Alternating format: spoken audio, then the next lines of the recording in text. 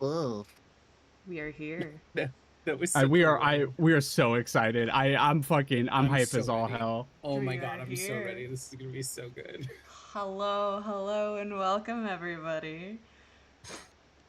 Hi, Chad. How you doing? Hello, chat. Hello, everybody. I'm in a fugue state. Vaughn will remember none of this. I'll have what he's having. I was gonna say the energy that we are bringing into the studio today is going to be one of chaos. Everyone's got some Chaos. beans today. Oh, I got a lot of yes. violence in me. I got a lot. I'm trying to throw some things. Violent beans. Violent beans. So, I'm testing a lot of things. yes, you are. Yes, you are, my friend. I've only seen the title and I am ecstatic. But why don't we go ahead and let chat in on a little bit on what we're doing today? So, hi, hello. I have gathered these lovely individuals into a call today because we have some things to say. We have some things to share. We are about to have a PowerPoint party. Now, the way that this works. The way that this works is very, very simple. Every single person in this call has been allotted a certain amount of time to talk about whatever it is they want to talk about. Yes, whatever they want to talk about. The rules are it must be safe for Twitch, and it must be safe for Ceres. Otherwise, anything goes. Anything goes. Now, of course, obviously, this is a bona fide safe space, which means we're not going to delve into territory that makes people uncomfortable and or feel harmed. But Unless you're a bigot. oh yeah. Listen on here. That goes without saying. Yeah. Is it too late? Is it too late to change my topic now? Oh no. No, Let's make them as it's good. uncomfortable as possible. Listen, you all know what I mean. You all know what I'm about. We will be trolling. We will be lovingly bullying each other. We might even be doing some rage bait. All I'm saying is we won't cross the line. We all know where the line is. It will not be crossed. But we're gonna have a good time. I also have a surprise, a thing that I haven't shared with anybody in this call yet, and chat, a little incentive for you all to be active and participate. There's an element here of participatory awards. We will all be given awards by the end of this. And it will be chat who will get to choose which presentation gets what award. I will not reveal what these awards will be until the end. Yep. Oh, that's so good. Ceres, that's so fucking good. I'm so curious. But of course, because this is the name of the game, one of the other things that is going to, shall we say, increase audience participation is that commentary is on the table. Debating is on the table. Questions, comments on the table. I will ask for those in the call that we, allow people the chance to present, of course. But we are also allowed to question, debate. Keep it, above the belt. Keep it nice. We're all friends here, but the name of the game is to have fun, and what better way to have fun than to troll each other live for twitch.tv.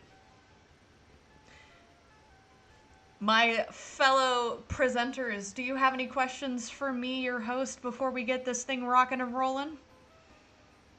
I don't have any questions, but if anybody trolls me, I will take it personally. It will go to my grave.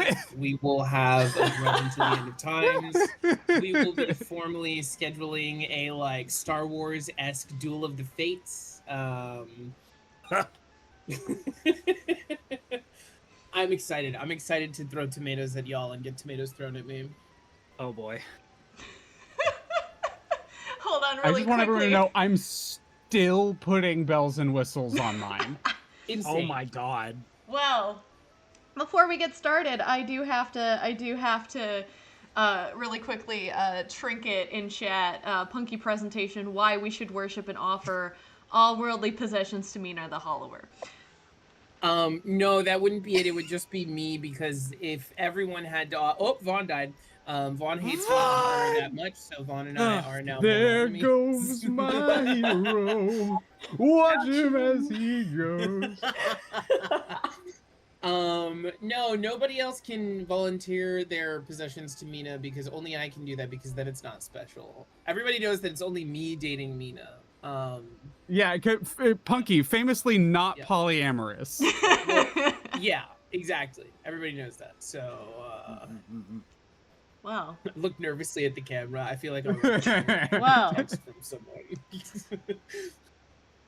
Behind the scenes, chat, for your information, the gallery here has decided that the person who goes first will be determined by the wheel of names, of which I have here on my phone in front of me.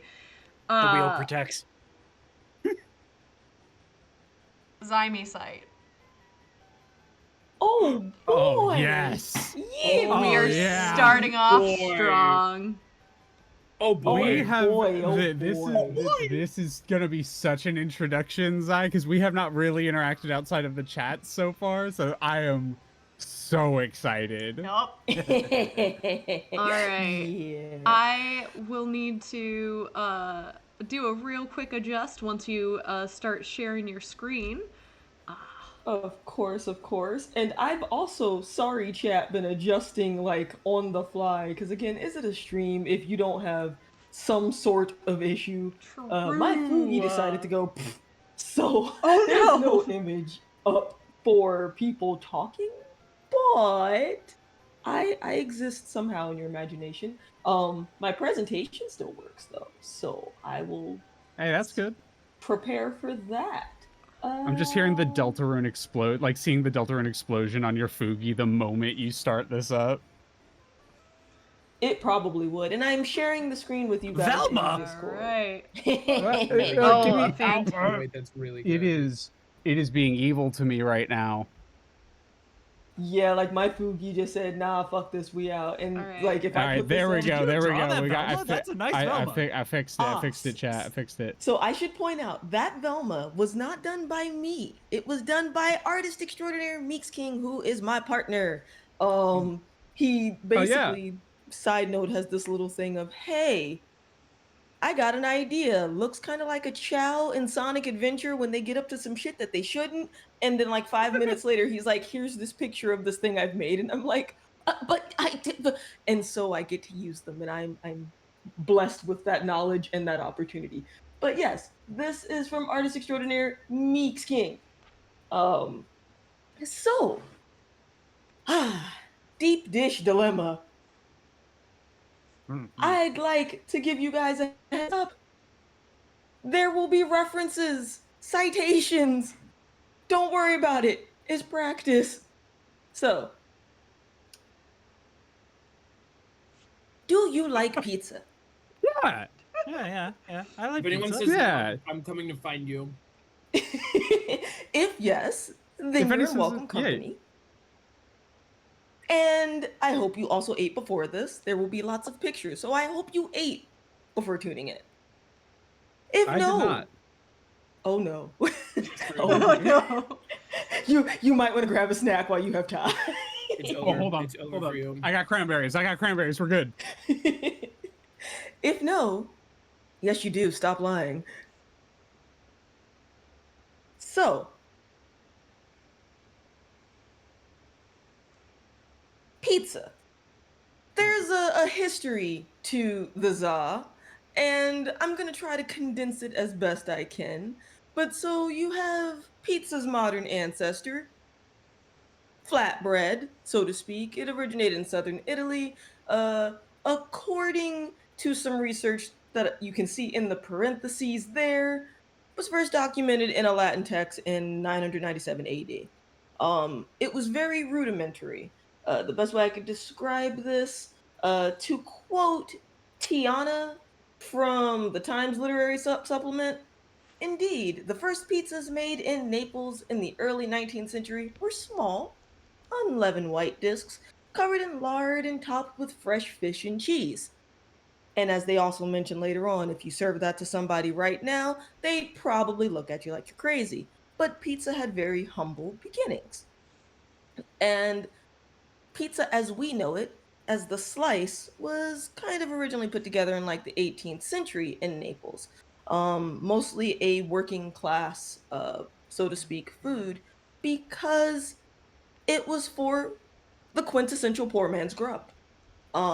Basically, during that time period, both what could be considered proto pizza and pasta were like very cheap and very filling, because Naples was run by a monarchy and grain and oil were like price controlled.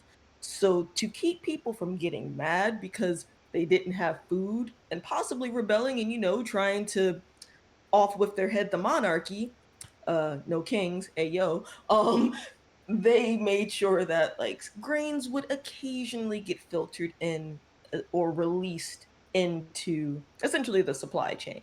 So grains and vegetables were the easily accessible things. That was kind of the start for pizza. But as essentially things do, where they start to move between social strata, you have the nobles who get access to pizza and they're like, oh wow, this is amazing, this is delicious, we're going to try to expand upon it. And that's in part how we got the margarita pizza, which is named after Queen Margherita. Now you might be wondering, what's all this have to do with deep dish? Well, when you had Italian immigrants in the US, like with any culture, culture is brought along. um and as pizza essentially changed in its presentation, in the ingredients used, etc. We ultimately, in 1943, Chicago's North Side, and this is debated, there's a lot of debate about this, you have Ike Sewell and Rick Ricardo. They opened the first pizzeria Uno, which some people probably recognize now as like Uno, like Chicago Grill, something along those lines. And it's at this pizzeria Uno that they're like, hey, you know what we're gonna do? We're gonna change the game completely. We're gonna make something called a deep dish and bake our pizzas in a pan. This is where things get interesting. Because this is where I have a awkward epiphany of my own. Oh no. 2009, I go to Otakon. First con ever. And my friends and I are like, well, shit, we're hungry. We've been in line all day. We're gonna hit up a pizza place nearby. And there was an Uno pizzeria there. 2009 was my first deep dish. And this thing looked like a deep dish pan pizza with, in this order, bread, sauce, cheese, toppings. I was at an Uno's pizzeria. That set the standard. I was like, oh, cool. This is like a pizza with all the trimmings, just like a little bit thicker. But of note, the toppings and the cheese were all above the sauce. So for years, that's what I thought a deep dish was. Jump ahead to 2020 February, and I end up in Chicago proper for C2E2, or as its known full name, Chicago Comic and Entertainment Expo. And I was helping out a vendor while I was there. And so all of us, again, we drove from Maryland to Illinois, took like 10 or so hours, got in really late, hungry as hell. We're like, let's order a deep dish. Bruh, when I tell you, we opened the box and we were like, what the fuck are we looking at? Where's the pizza? Oh no. What is this? Oh no. This is what we saw. Oh. Now it Yeah. didn't taste. Yeah. It didn't taste bad. I need to emphasize, it did not taste bad. It was delicious, but we were like, is that, what is this, like a bread bowl? Like what are we looking at here? Wait, you ordered a pizza, right? Yeah. Where the fuck are the toppings? We were lost. This looked completely different from what I saw when I was at Uno's during Otakon years prior. So I'm like, what? But okay. So deep dish is a misnomer to me because I look at this picture and I'm like, this is akin to like a tomato bisque bread bowl, a fully loaded nacho dip, or like a cheesy marinara pot pie. None of these things are bad, by the way. Delicious, even. But that don't look like a pizza. No. So we need to have a talk about how to name this. But you do not have to take my word for it first. First 2 minutes is all we're gonna watch of this. Oh no. I see.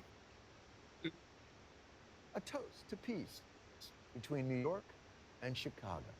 New York City won today. It's no contest which city takes the cake when it comes to, well, just about everything else. Deep dish pizza is quite good.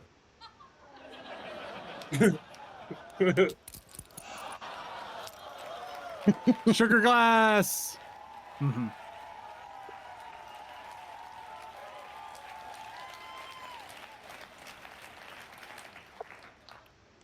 Okay. I was gonna be nice. But now you've gone too far. So let me explain something. Deep dish pizza is not only not better than New York pizza, it's not pizza.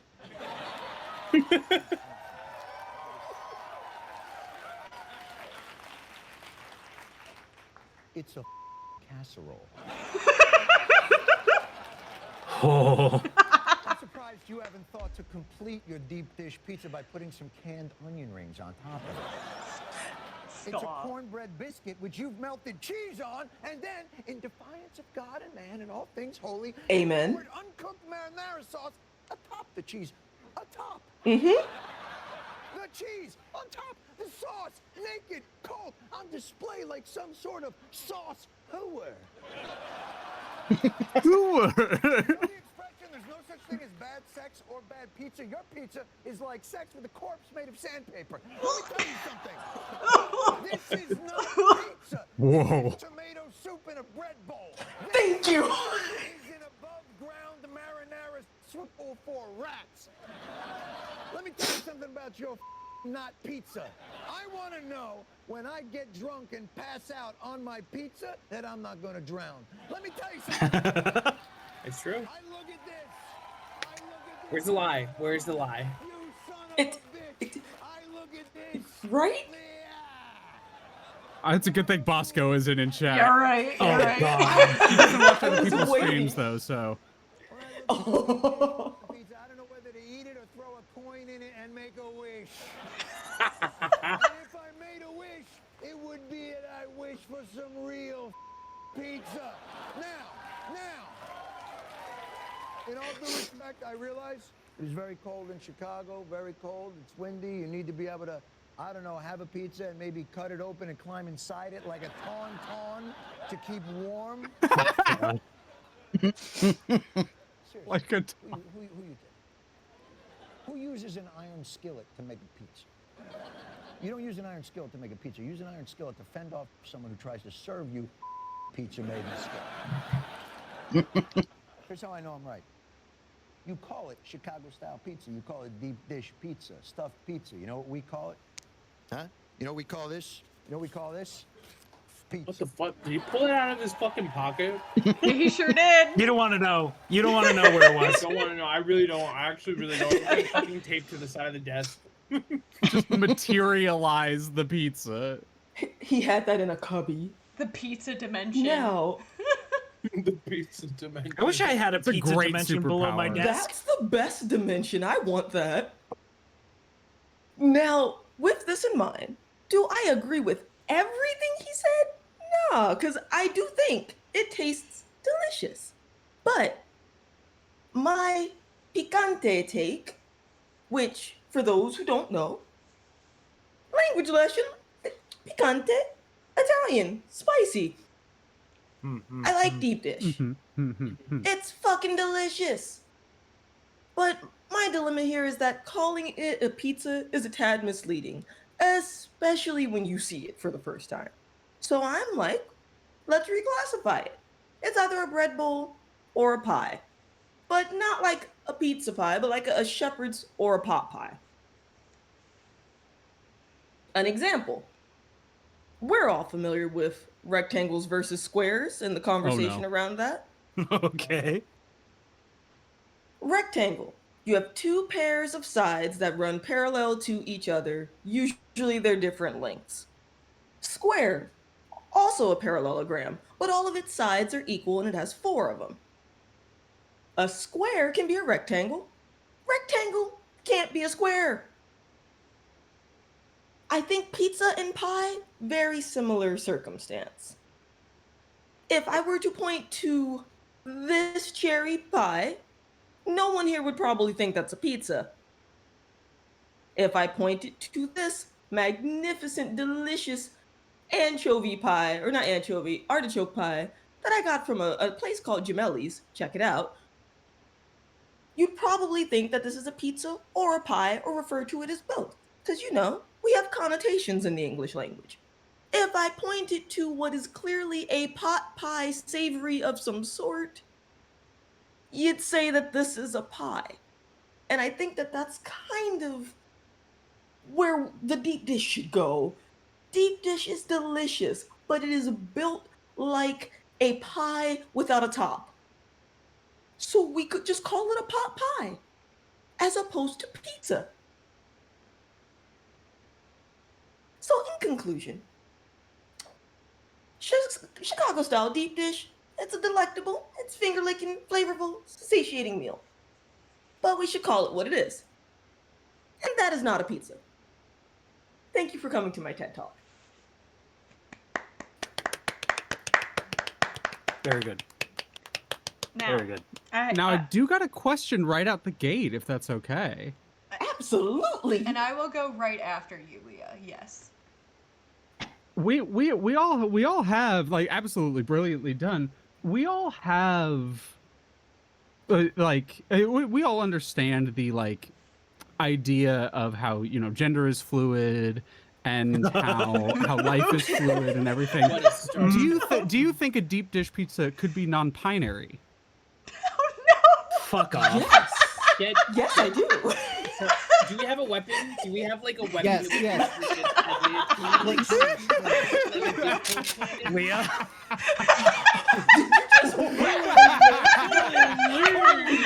I forgot he had a shotgun within reach. Zero, stay strapped. What the hell? Yeah, you know it. I keep it next to my desk, you know. God damn, he got that thing on him. What the fuck? I heard the Thank you, thank you. I have peaked for this stream. Chat, this is not a BB gun. I'll pay for that. Listen, I came to a debate. I need to defend myself, okay? Look, you're right. You're right. You're right. Oh yeah. I would argue it is non-binary and marinara fluid. Oh. Get me upside, hell yeah. Now, see, I don't know how to follow that, because my question was far more mild in comparison to your question, Leah, but I'm still gonna ask it anyway. Go, please distract from my pun. So, I don't know. I don't know about you. I can agree. Deep dish could be considered a casserole. I also agree it could be considered a pie. I have a question for you, Zai. Awesome, go for it. Could deep dish pizza be considered a truffle or a parfait? You're a villain. Oh, Honestly, yes. Yes, I think it could be considered a savory parfait. Because we have yogurt parfaits, cake parfaits. I do believe that's possible. But then that also would spiral into, is deep dish pizza, as they want to call it, technically just lasagna with bread as a base. Yes. Tiramisu savory. Yeah. Oh, that's good. That's good. Why do you do crimes to my favorite dessert so often? What did I do to you? Okay. Leave tiramisu out of this. You want to know what you did? Tee me up. Okay. Okay. I have to read this on behalf of chat. Zai Like to Be asks, "Is pizza a soup?" Holy shit. Is pizza a soup? So, no. By that token, I would say if we're going by specifically, it is something on a relatively thin or somewhat thick crust, but not like deep dish thick. I'd argue that pizza isn't a soup. There are soups that can be inspired by a pizza. So much like you have pizza inspired omelets where people might put pepperoni and marinara sauce on top of it. Can I weigh in on this? I think with a soup you have to eat it with a spoon. You eat pizza with your hands. You can't as God intended. Yeah. So if you try eating soup I'm sorry, with your hands, you can that's eat just... soup with your hands. You absolutely can. Don't do this. Don't do this. That is heinous. That is no. You can eat a soup with your hands, sure, but you don't.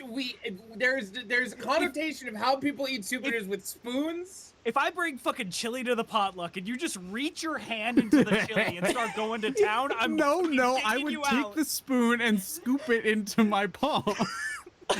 You.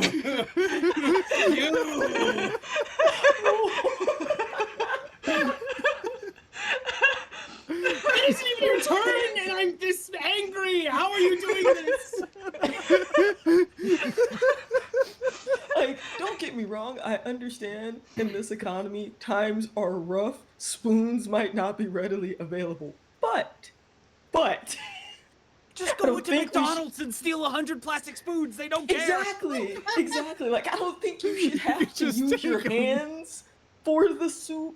But so basically, like Tabuya, I don't think pizza is a soup. I think there can be pizza-inspired soups. But no, I don't think it is a soup. Much like I think there is a fine line between a stew and a chili. I wanna really quickly say, hey Vaughn, thank you for the sub. Second though, I have to point out here, because Buttons23 said something that I think puts a wrench in all of this.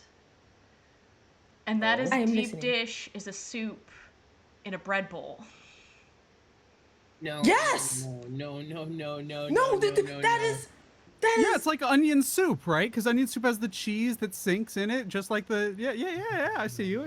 I saw this line immediately, and I got so scared.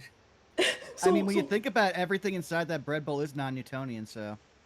There we go.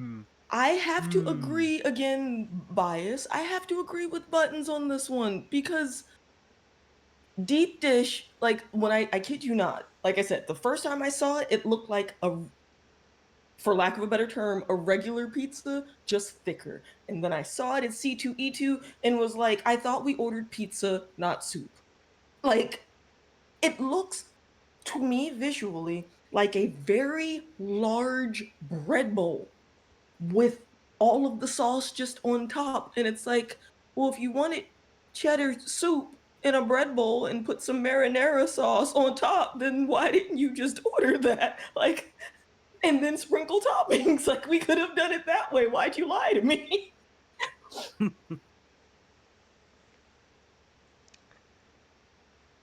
This is true. You could make a deep dish pizza by just getting a bread bowl, getting some cheese, and pouring some hot tomato soup on top of it. But you can't make a pizza that way.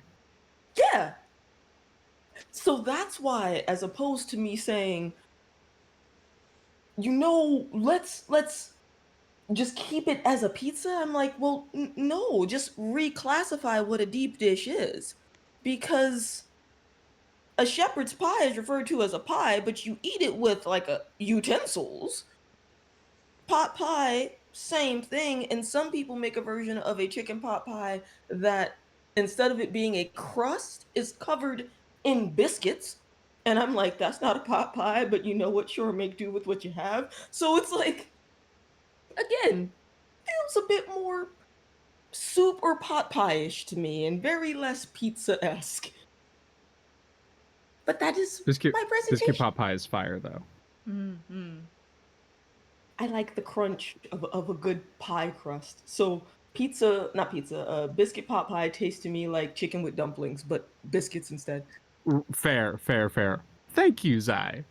Thank you. We got one last thing, one last comment. And that is that that we should count for the fact that there are many different types of deep dish. Thank you, Nikki Square. Nikki! This is true. This is true. With that, I think that's a great note for us to pause on. Any last remarks, Zai, before I pull out the wheel?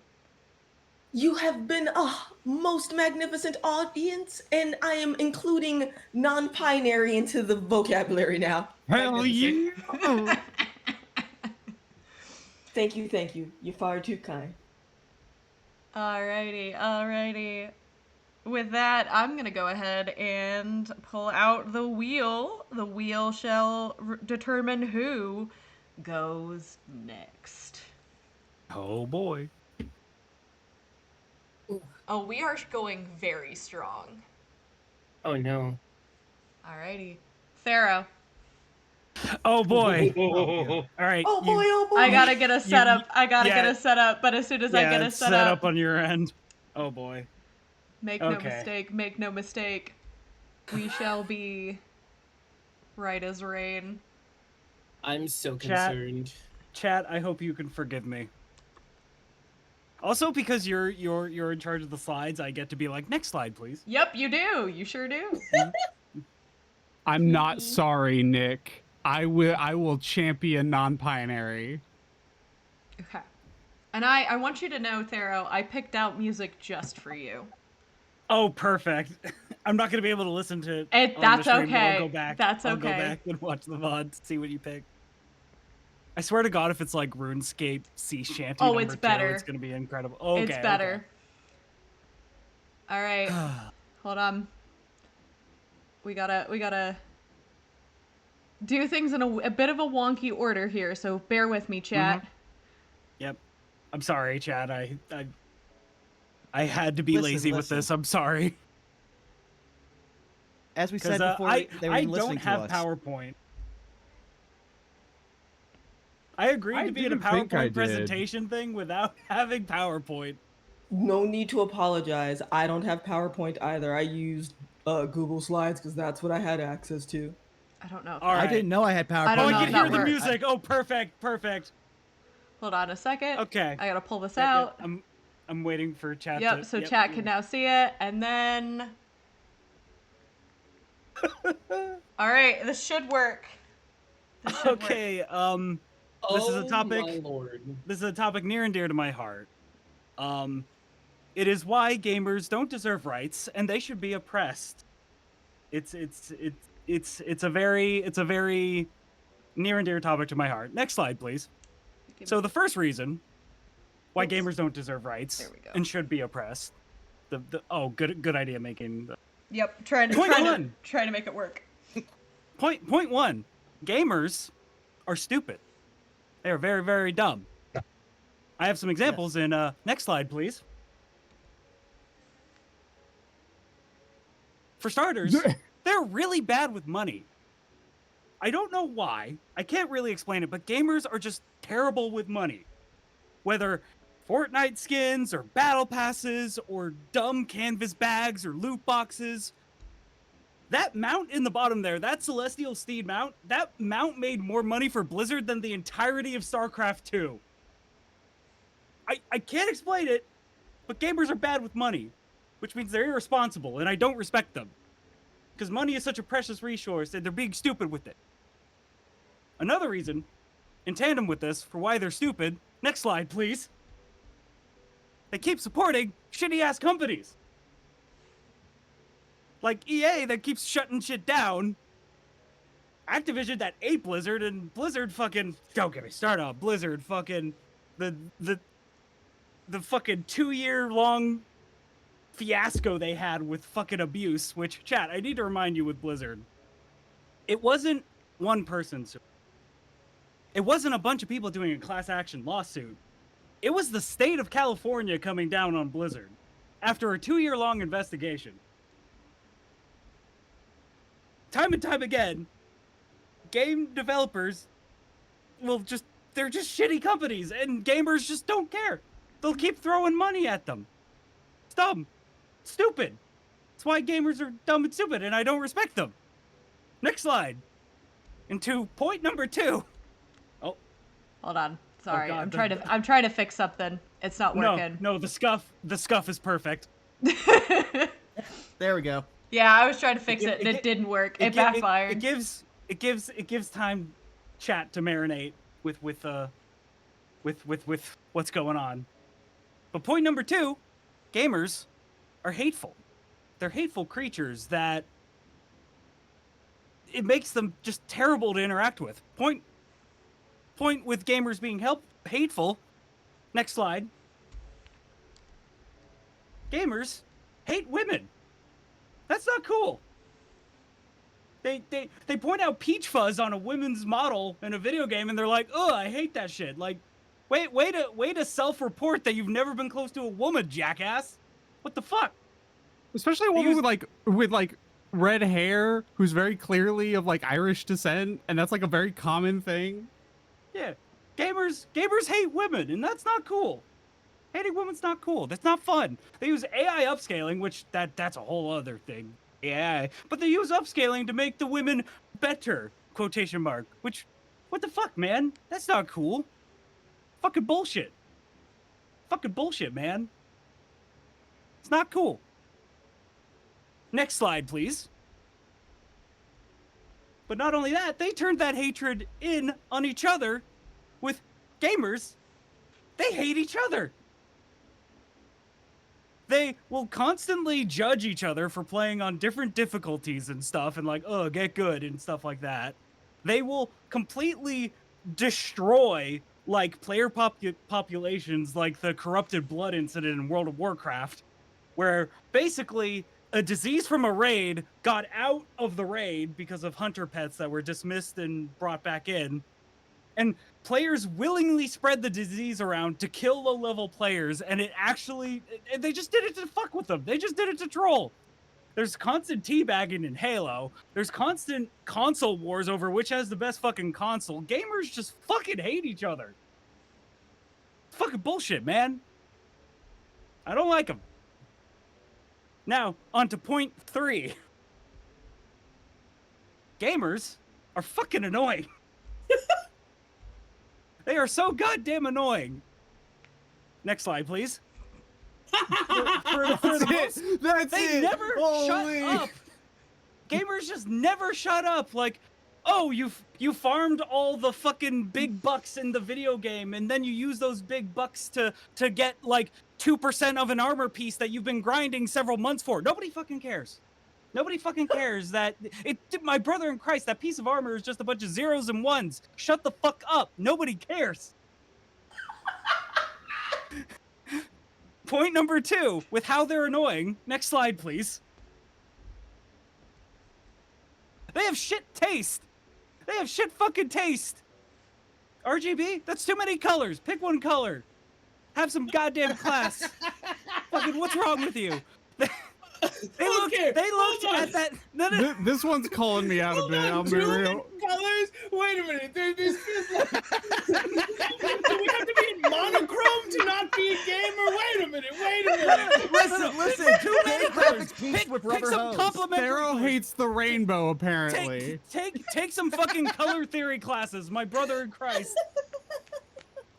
Another thing with the whole shit taste, they looked at that Genshin Impact character and was like, oh man, she thick. My brother in Christ, you're looking at a fucking pretzel stick. What are you talking about? Dap me up, Dero. My hero. You're calling that bitch thick? What the fuck's wrong with you? Also, I will never fucking forgive gamers for fucking having a game like League of Legends where Fiddlesticks is the coolest fucking design to ever fucking exist in anything ever and has to share a game with fucking K-pop stars. It's fucking bullshit, man. Fuck that. They have shit taste. Where they like K-pop stars that all have same face, same body type, but they look, that's the coolest fucking scarecrow ever, and they're like, nah, man. Nah, Not for me. I sleep. And probably the worst thing, the worst absolute thing for them being annoying. Next slide, please. They are unhygienic. They're kicked out of Magic the Gathering tournaments. They're kicked. They stink up GameStops. It's awful. And the biggest point for them being unhygienic. Next slide, please. I rest my case. Alrighty. Yep. I rest my case. Yep. Mm-hmm. Woo! Goofy, All right. goofy, damning steak. Enough said. Oh Enough my said. God. All right. Point number 4. Why we should oppress gamers. Next slide, please. Your Honor, League of Legends. Yeah. Guilty. Yeah. Yeah. Yeah. No notes. Yep. But you might think like, oh, I'm just talking about video games. Nuh-uh. Next slide, please. This applies to tabletop games too. Whoa! Thero, you're so real for this. You're gonna face not ready hatred for that. and discrimination, but you are so real for this No, one. no, Not ready. Tabletop gamers are so fucking annoying. They fucking bitch about how their DM is not Matt Mercer. They fucking bitch about how their players aren't gold star actors. They go onto Reddit to fucking complain about it. They do stupid D&D podcasts and then they become sex pests. It's awful. Tabletop gamers are the worst. Hey, Pharaoh. And so, yeah. Real quick question. You ever go to Yeah? a convention where they host TTRPGs at conventions? I've been to a few, yes. Yeah, you understand. Yeah. So, now my call to action. Next slide, please. Here's what we should do. We should bully the gamers. We should kick sand in their faces. We should give them swirlies and noogies. We should call them funny names. And worst of all, we need to tell them to get a real job. That's my call to action. That's why gamers don't deserve rights. Thank you for listening. With the last point, I shrivel into a ball and disappear. I was actually just gonna Thank you, say, Pharaoh. Thank you, Pharaoh. I'm not sure those last points will work because I think the first 4 they'd be into. Oh shit. You're right. I have a question. Yes, please. Are all streamers gamers? No, not every. Well, some streamers game, but not all streamers are gamers. You know. Okay. There's more to streaming than just video games. You gotta remember, Punky, If anything, the focus of a stream is usually not the video game; it's the streamer. Different thing. True. I would like to also point out that some streamers simply hang from the ceiling. True. All right, I'll leave. It took me a second. It took me a second too. I was like, "Damn, that's kind of morbid," and then I was like, "Oh, Yeah, no, I was like, I'm I don't still have not grip getting for it. that. I'm gonna be real. I might be really a stupid. party I streamer, don't get it. party streamer, is party streamer. Oh, yeah, I'm really stupid. But thank you for listening. This took an hour and a half to put together. Amazing. Fantastic. Oh, Nikki in chat says counterpoint: do the hard thing and give compassion and lead them to the light. They'd probably Well, what if the light complain burns that the them? light doesn't Yeah, give them a buff. it would shrivel up like a vampire. I love NK draws in chat. No. No. Just no. No. Glad you're here, NK. Chat, in all seriousness, I'm not telling you to go out and bully and oppress people. Don't do that. That's cringe. That's I can't cringe-ass believe- behavior. Don't do that. I can't believe live on twitch.tv.com Thero just told everybody to go bully people. I won't bully, but I will judge. I'm not kink shaming. Hell yeah, I'm just hell kink yeah. asking why. I'm kink disappointed, actually. I'm kink questioning. Can you kink elaborate for me, please? Kink elaborate. Holy. a kink-splanation, if you will. Jesus. Oh my Christ. Oh my god, kink-splaining. Go back to the never shut up slide. Hold on. God. The which All slide? right, Which slide? Oh, I would say go back to the never shut up slide. Oh, yeah. I got you. Don't worry about it. I also just want to point out how fantastic the next slide, please, and the sheer confidence of I know what I said. Next slide, let's go. It's pretty good. Very good. Listen, I have all the right opinions. I speak the truths. All right. Before we continue moving forward, I'm looking over at chat. Hey, chat, any more commentaries? Any more questions for our theropod art? I did see quite a few people pop in. If you are just now joining us, welcome in. We're happy to see you. I am taking questions. They just better be good ones. We are hitting the top of an hour. I'm gonna hit an ad break and go to the restroom. I'll be right when we set up for the next one. I'll be right back. Sounds good. We shall. No, that was pretty concise. Honestly, that's what I went for. I'm a firm believer of brevity is the soul of wit. Chris is asking in chat, did your desk enjoy being smacked so much? I don't know. Yes, it did. It's got a boner now. My desk is a mimic. Oh no. Oh no. Uh-oh. I mean, I guess it's happy with you, Well, so hey, you don't really have to worry about anything, but... No. The better question is your mimic paying rent? 'Cause that's in our mouth. That's a great question. Fair. But it feeds itself. What does it feed itself with? I mean... all the pretzels that I keep under my desk.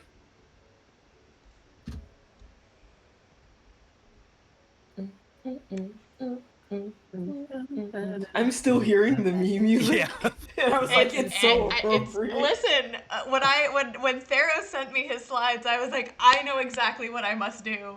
Also, hey, first time chatter Theroquad art, welcome in. Oh shit. Subscription. Somebody gifted me a sub. Oh, Burnout, thank you. Vaughn.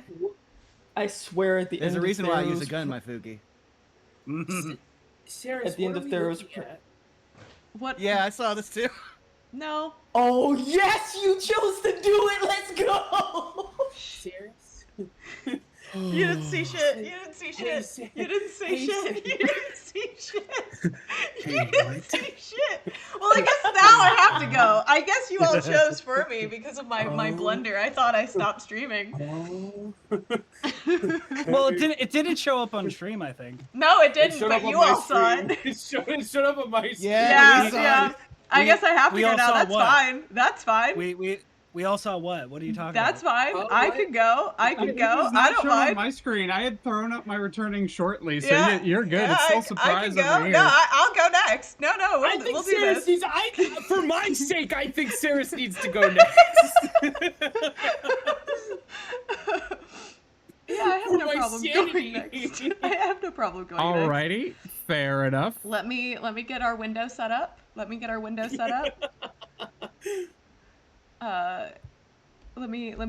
set up. Yeah.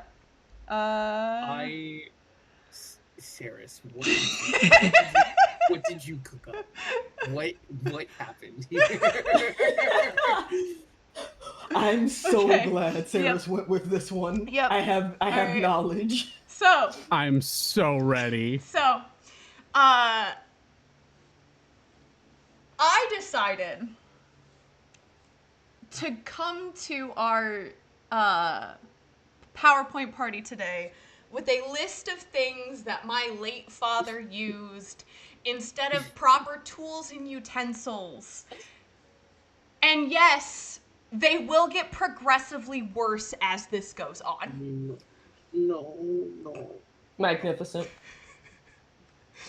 So, So will we get to know what they were used as tools? Yes, in lieu yes, of? absolutely. Okay. That's part of the fun. Oh no! You don't get to find out just what was used, but how it was used and in what context. But first, I have to paint a picture. Because some people in chat don't know me very well and therefore don't understand the cultural context behind this specific PowerPoint. See, for those of you who don't know, I am originally from the Midwest. My father, specifically, was a Jersey boy who did his higher education in Appalachia before moving to said Midwest. So when you're thinking about this man as he was alive, as a dad, he was not only very Midwestern, he was also born and raised in the 80s. Now, obviously, with our first option here, this one's a classic. Everybody's dad has used this at some point. Duct tape. And duct tape has many, many, many uses. However, what I would like to point out is the specific time that he used it in untraditional ways of which it could be used. But before I do that, I'm actually going to open this up to the gallery. What do you think he used duct tape for? Holding glasses together? Yes, but not that's I want you to go harder. I want you to dig a little deeper. I'm gonna base it off what my dad would use it for, which is fixing windows. He's done that. That still not cursed enough, my friend. Oh God, I need to prepare for whatever's coming. Hold on. Attaching two things. Did he use it as a belt? He has actually used duct tape to fix belts before and hold them up, but that's still not quite where we're at. Okay. I'm going to assume it's a stopgap for plumbing. Ooh, good guess. Not quite. Not quite. I need good to prepare. Guess. Hold on. So naturally, Oh, that's duct weird. tape. Is it like gargling or something? What's happening? Naturally, duct tape is in That's fact crazy. used to hold things together, and in this particular instance, thus he did. Now, this is a jigsaw. Oh no. Oh no. What happened was he was outside cutting planks of wood when one of the screws holding the saw into the jigsaw fell out. Now, what you have to understand is my dad has had a proper workbench. In this workbench, he had what I can only describe to you as a wine cellar full of jars, Coke bottles, and actual bottles. But instead of wine, it was screws, nails, nuts, bolts, you name it. It was there, and he had them organized by size and type. And yet, despite having this wine cellar, despite having all of these options, instead of going into our basement to grab a singular screw of which he could have replaced in the jigsaw, that man put duct tape around the blade and decided to continue sawing wood. Of course he did.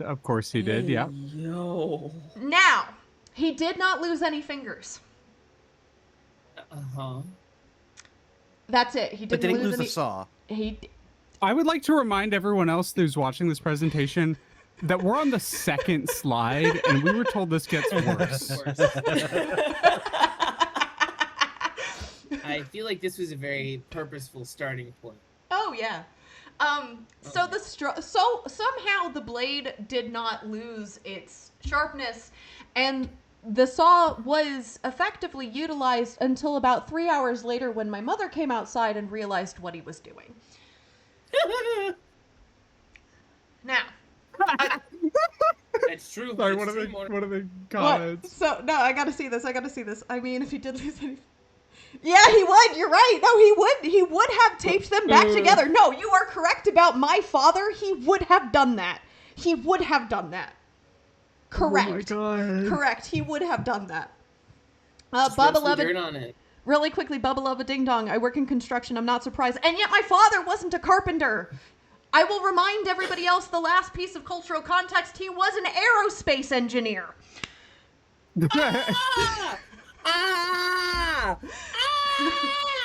Next slide. Wait. Was he working for NASA in the early 2000s? Because that might explain a lot. Not NASA. Not NASA. I'm not sure if I can legally tell you where he worked. No, fair enough. Fair enough. And then he did coffee. So the next tool that I would like to bring to your attention. I'm sorry, Vaughn. I was gonna say, as someone who's handled a lot of airplane parts, you'd be surprised what we get away with. Oh, 100%. I don't know. I don't want to know. Say that. Don't say that. Don't tell me that. No. Don't say that. Don't say no, that. I'm never gonna get on another plane again. So, the next tool that I must bring to the table is a paint stirrer. Now. Oh, okay. Okay, versatile.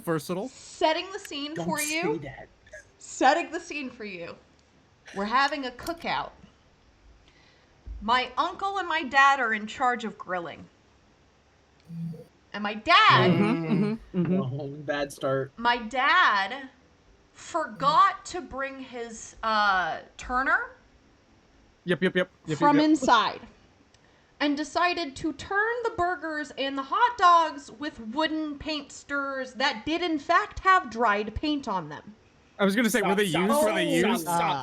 Holy! With paint on them? With paint on them. I was using this paint I found from like the 40s and 50s in the garage. The best part is, here's the best part. We don't know how old that paint was, Leah.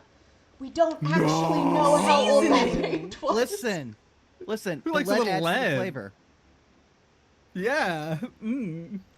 But of course, Yummers. But of course, that is only the second tool out of the batch. Now this next one is also a tool. This is also a tool, but was used improperly. And that, my friends, is a leaf blower. No, what could he have used this for? This is the third tool. We're only on the third tool. How was paint with the two? That was two. Extremely versatile. Once I'm again, so scared. I paint the scene, and I remind you that we are in the Midwest, and winters are cold and snowy, or at least they were when I was growing up. See, instead of using a leaf blower, or instead of using a snow blower, my father oftentimes would jump up on our trampoline, to hoist the piece of snow in the air and use the leaf blower to blow the snow off of the trampoline, and somehow he managed to do this without actually causing damage to the trampoline. I noticed you say damage to the trampoline. What about to him? Oh, he was fine. He was fine. Fair. Aside from the emotional damage of my mom figuring out what he was doing and yelling at him, he was fine physically. He was fine. Yeah. I have so many questions. To answer really quickly, he did not fracture anything, Trinket. No, he did not. Oh, like Tabuya. Everything. It's bad, brother. Buckle up. And so now I have to shift gears because the next set of items are not tools. Everything up to this point has been tools, just used improperly. Now I must bring a classic quintessential staple of my father in his entirety. And that is a Diet Coke can. No, wait. Can't use it for things. You drink it and then you put it in the recycling. That's what you do with it. You drink it and then it goes to recycling. Wait. Oh, you sweet summer child. I'm about to get him to start pacing. We have almost achieved liftoff. I'm so fucking scared. So, the first usage of a Diet Coke can. Because there's more than one. There's been more than one? No. Yep. We get All creative right. in the Midwest. Besides for the like stoner reason, right? Because like, this is definitely not the stoner reason to use absolutely, a Diet nope, Coke can, not right? at all. Not at all. He's Yeah, using I them didn't think so. for tool purposes. The first reason was that he would take full ones, multiple of them, usually a 6-pack, sometimes a full case of 12, put them on top of the wood he was sawing as a weight. No! Naturally speaking, as the saw would, jostle the wood and he wasn't holding it with his hands, the Coke cans would fall on the concrete patio that we have, and would explode everywhere. And the wood, of course, would go flying as the saw vibrations would obviously, make it unstable.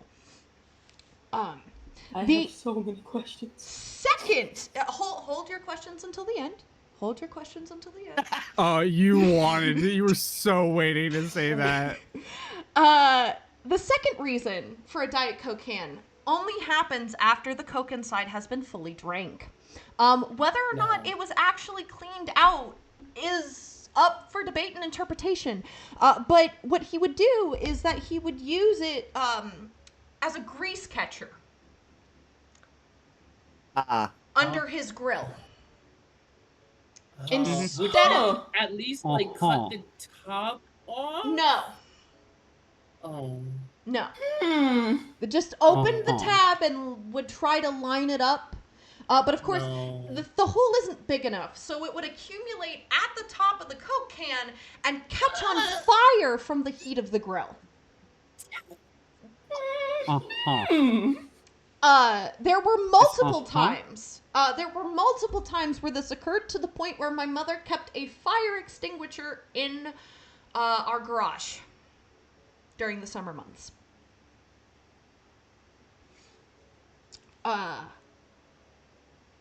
I'm gonna let that marinate for a second, but I would like to. Are you sure you didn't get this music for yours as well? Because this music is also really fitting. That's why I kept it. That's why I kept it playing. Yes. But of course, we still have two more. Now, the thing about this next one is that it's actually not one object, but two. And in order for me to present this, I must once again paint a scene. But what I have to emphasize is that this was discovered after his death. So, I'm visiting my mother for the summer. And my mom, finally in her retirement, she's no longer working. She's no longer taking care of my father. She no longer has kids to take care of. It's just her dogs, and her cat. And my mom has one hobby, one obsession really, and that is landscaping. So, my mom, naturally, having gotten everything in her front yard gardens ready to go, it's a hot day, she's decided, you know what, it's nice enough out, she's going to put the sprinkler out, and she's going to let the sprinkler water the plants for her, because it's a nice enough day. She goes, she pulls out the hose, turns it on, and notices that the sprinkler isn't getting a lot of water. There's not a lot of pressure. There's not a lot of tension. She, of course, yells into the house and asks me to go into the backyard and check up on the hose, see if there's like a kink. I go out into the backyard and instead find that a wooden ruler has been taped to the hose with a grocery bag over top of the hole, and water was spewing out on all sides of the ruler.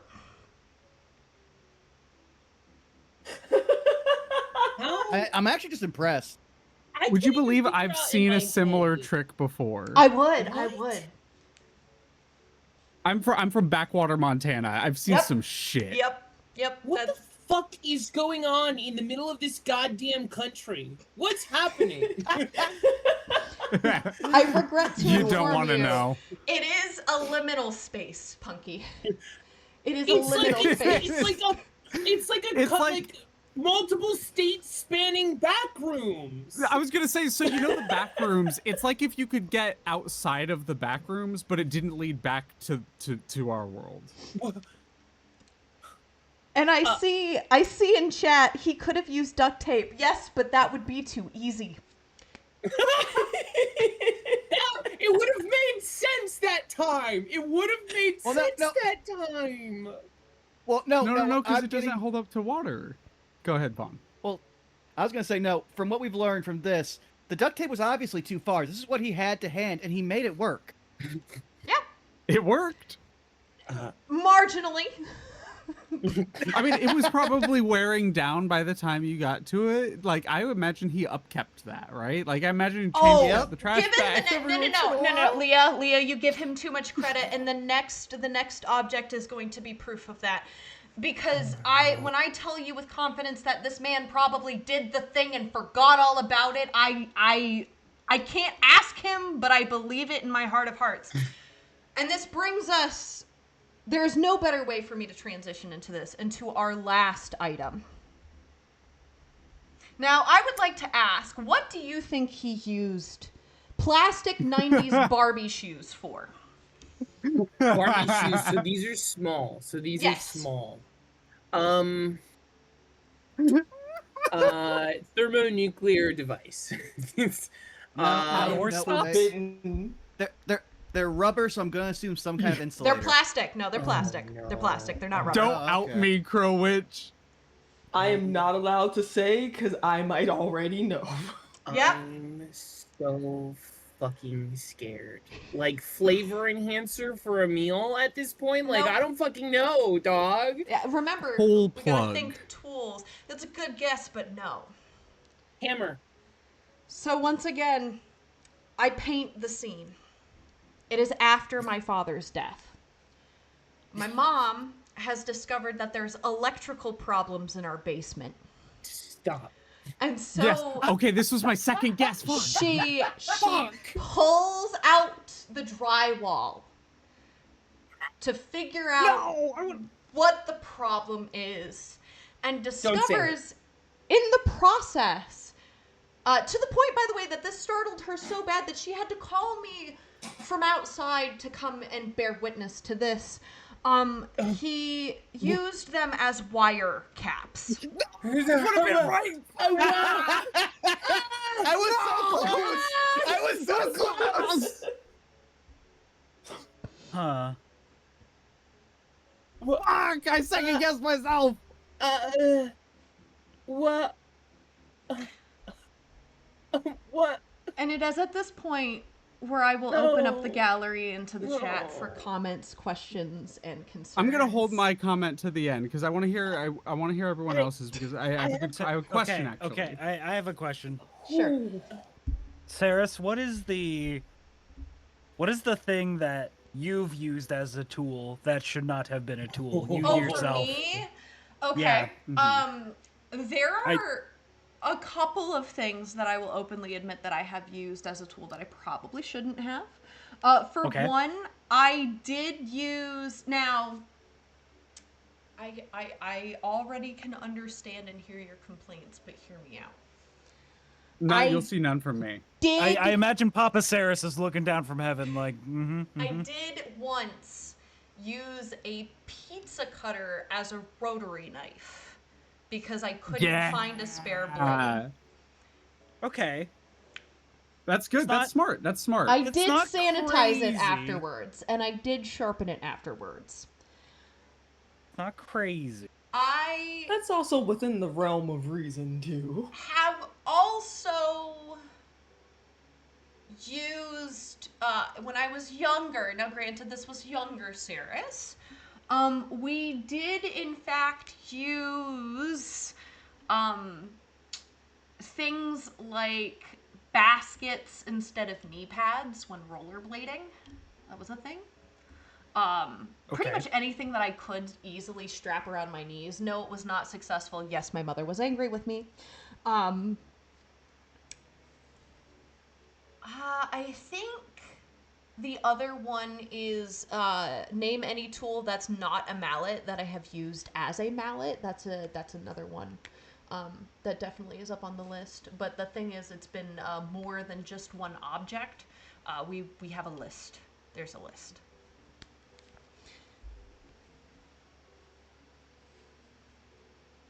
I have a comment. Sure.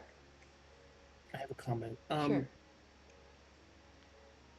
You do. Is there? I guess it's a question. Is there any possibility it could get worse? Like, are there other hazards you may not have discovered yet? Yes. You have to understand. You have to understand, Punky. I trimmed the list. Okay. Yeah. There were more, but for the sake of time, I had to trim the list. No, I had a feeling. I had a feeling. That's, I have 2 questions. Sure. Did your father watch MacGyver? Probably. Undoubtedly, yeah. Yeah. Yep. Because as soon as you said the 80s, I was just like, There's no way, yeah. Surely he must have. Absolutely. No. What would have been more alarming is if he watched the A-Team. I'm pretty sure he has done that too. I was gonna say that Por qué no los dos on that one. Yeah. Yeah. Well, one is much more weaponized. Usually they had motors. Trinket, at this rate, I need smelling salts. Like, someone's gonna have to come in my room, and I'm gonna have to be like, "Oh Lord, hand me my vapors." To answer NK in chat, yes, this was the best hits album. Unfortunately, if we were to incorporate every single item, we probably would have been here for like 2 hours. Which is actually going to bring me perfectly to my question, which is, do you have any more really good tips for me? Yeah, absolutely. But my question is, what kind of tips? I'll get a list from you after this, but I would love some of the like more effective ones that you've seen. Sure. No cap. Sure, absolutely. I assumed it was gonna be like plastic Barbie shoe tips. Yep. You saw where I was going. You saw where I was going. That was good. Trinket. That actually leads to the. Oh, sorry. Go ahead. I was just gonna say, Trinket in chat sounds like Punky needs a chaise lounge, so like just a good fainting chair. What were you gonna say? What were you gonna say, Zai? Oh no, that led into my second question regarding the shoes. How often did Kid Saris look around for the Barbie shoes and was like, I'm sure I had these here somewhere, and just never found them? Plenty of times. And I would like to point out, just for if we're talking timeline's sake, the basement was fixed when I was in elementary school, and the shoes were discovered after my bachelor's degree, so about like 3-4ish years ago. Mattel making industrial strength doll shoes.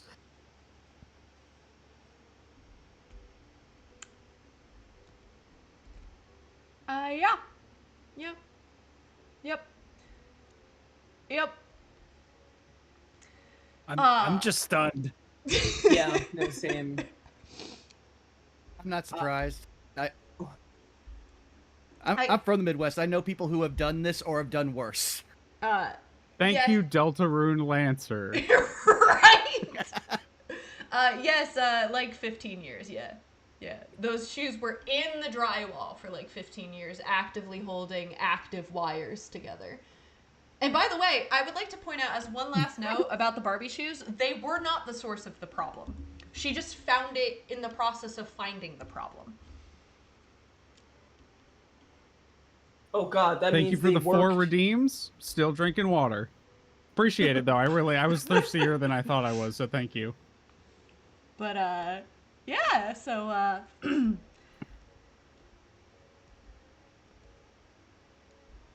yeah, redneck engineering equals is better than hiring someone buying something new. Yep. It's so real. I honestly admire that aspect of this guy. These are real clever in some cases. But with that, I think I'm gonna call it there for me personally. Wow. Yeah, that was Great, good. great presentation. Yep. Magnificent. Very good. I'm so glad that you all like it. Thank you, chat. Yes, like Tabuya, the house is still there. And I actually, not even gonna lie, went to go see my mother like less than a week ago, so it is still there.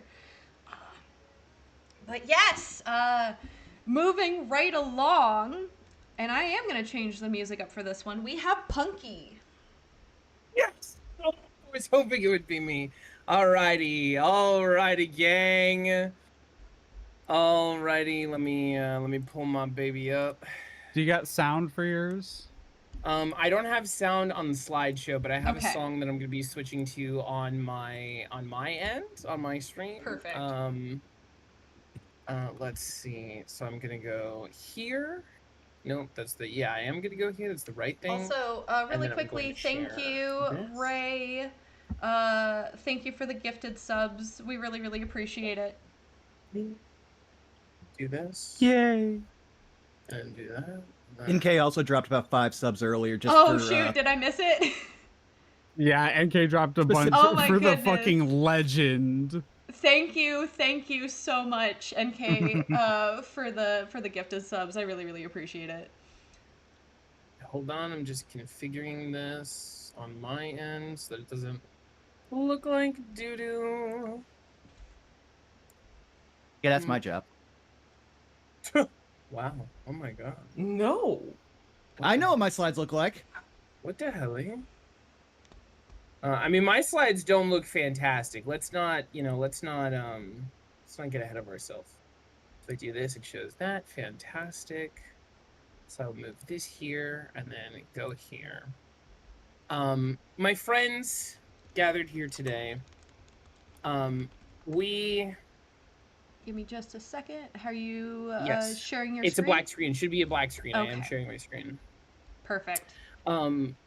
We live in a world that is somewhat chaotic. We live in troubled times. So allow us today to escape to a realm what some may call of infinite possibility. And let us step into the world of Pokemon. There are all sorts of Pokemon. There are cute Pokemon. There are little tiny guys. There's even tinier guys. There's some cool guys that are really strong and could probably kill you. There's some cooler guys that could also probably kill you. And there's more. That's another guy who could maybe kill you. That's just a baby. Don't worry about that one. Some of them have weird resolution. I don't know what happened to that guy. Oh, that guy doesn't look great. They're not showing up on stream. Yeah. It's not showing hold up on on, stream? hold on. There What? we go. It was. I had to Yeah, restart the Discord thing. It was doing a bad. I'm so sorry. It's okay. Can you see now? Yes, I can. Yes. Okay, fantastic. And some of them are big babies. It's fantastic. Now, when we're talking about Pokemon, of course, there is always the temptation. Especially when you get freaks that are shaped like this. Oh, yeah. As made popular by one Markiplier. It is always very tempting to go through the list of thousands of Pokemon, truly, and say if they are attractive enough to perhaps have a relationship with, or maybe be a lover of. That is not what we will be doing here today. This is not Pokemon Smash or Pass. Yep. But for those who are wondering, yes. And also, definitely yes. Yep. Now, Surreal the for that. next slide. Surreal for Hold that. on a second. Wait a minute. What is that? What's happening? What's happening? Which Pokemon is the biggest fed? Oh my god. This is not how cute Pokemon are. This is not about how fuckable Pokemon are. This is not about their viability. This is about which Pokemon is the biggest fucking narc. This is about the Pokemon you cannot trust. You can't watch your back around these motherfuckers. They will sell you out in a heartbeat. They are the Fed that is infiltrating your community, your sacred spaces, and they're trying to sell your ass out. They're trying to catch you and give you over to the big man. We don't like these guys. Now, before I get into this, I have to say, All of this is 100% based on fact and objective. So if you disagree with me, you are wrong. You are wrong. You are wrong. Now, I am not going to do more animations. It's too much work. Except for this one. It's kind of silly. And also that one. I like this one a lot. It looks like it's a waterfall. We have to develop a method. We have to develop a method here, of course. I am not just gonna, like, I could have just pointed at a bunch of different Pokemon and been like, this Pokemon's bad, this Pokemon's bad. And you would have had to believe me because I am right. But we have 5 bases. We have 5 pillars of judgment to go off of here. We have the Pokemon's type. We have the trainers that you can most commonly find wielding these Pokemon. We have the cultural significance of these Pokemon in universe, so the types of things that they do, their jobs, things that are associated with them. We have real world impact, so the ways that they spill out of the game and affect our world. And then we have just general vibes. General vibes do have to factor into it, because sometimes you look at a Pokemon and you go, that guy ain't no good. Like Hypno, not a narc, but that guy ain't no good. I think we can all agree on that. I did look at every single Pokemon. I did almost make a chart and a grid. That was too much fucking work. I didn't do that. So instead, what we're going to do here, we're going to go through the types, then we're going to go through some examples, and then we're going to go through the top 3 biggest feds. I have here things commonly associated with all of these types, brief summaries of what they're like, what's going on with them. Yes, I see you've immediately spotted Retro the under rock, because it's true. That's one of the things that define the rock types. So we'll start from the top. I'm not going to spend a lot of time on these because there's a lot of types. Dark types, they're kind of stinkers, but in a kind of silly little way. We're thinking like Crocodile. We're thinking like Scrafty. They're silly little pranksters. We got bug types, which are common riders. Sometimes they're hierarchical, like Vespiquen. We don't like that. Like Durant, we don't like that. But for the most part, they are common riders. The fact that they're super effective against Dark because it's like a hero versus evil thing, we like this. This is good. And of course, Dark types very typically aren't going to be feds because they are rebellious in nature, right? Because they're kind of opposing some sort of power structure that Pokemon has set up. Does that mean all Dark types are immune from being feds? No, I did look at it to check. Most of them are. Dragon types, they're powerful. They are often described as having a violent nature because of Pokemon's whole thing of like, you have to tame a dragon. Whoa, they're pseudo-legendaries. They're used a lot in competitive because they're very strong. I don't like the idea that someone is like just by nature more inclined to violence. I think that's kind of stupid. And dragons are big babies most of the time. Have you seen Dragonite? That's the biggest baby. There aren't a lot of them on this list, but we do still have to look at the types of trainers that are attracted to dragons in terms of like, I am going to use these Pokemon because they're the strongest.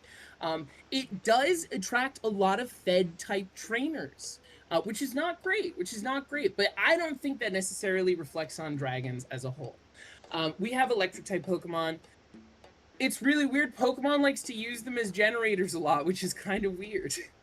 You see a lot of like Electrodes and Raichus and stuff in like fucking Ruby in the power plant. It's like, what's going on here? It doesn't look like they're having a great time. We got fairy types. They're kind of like fae. They're whimsical. They're cunning. Sometimes they're giant shitheads. We have ice types. It's not a real type. Ice type isn't a real type. If you like ice type, I'm really sorry to tell you it's not a real type.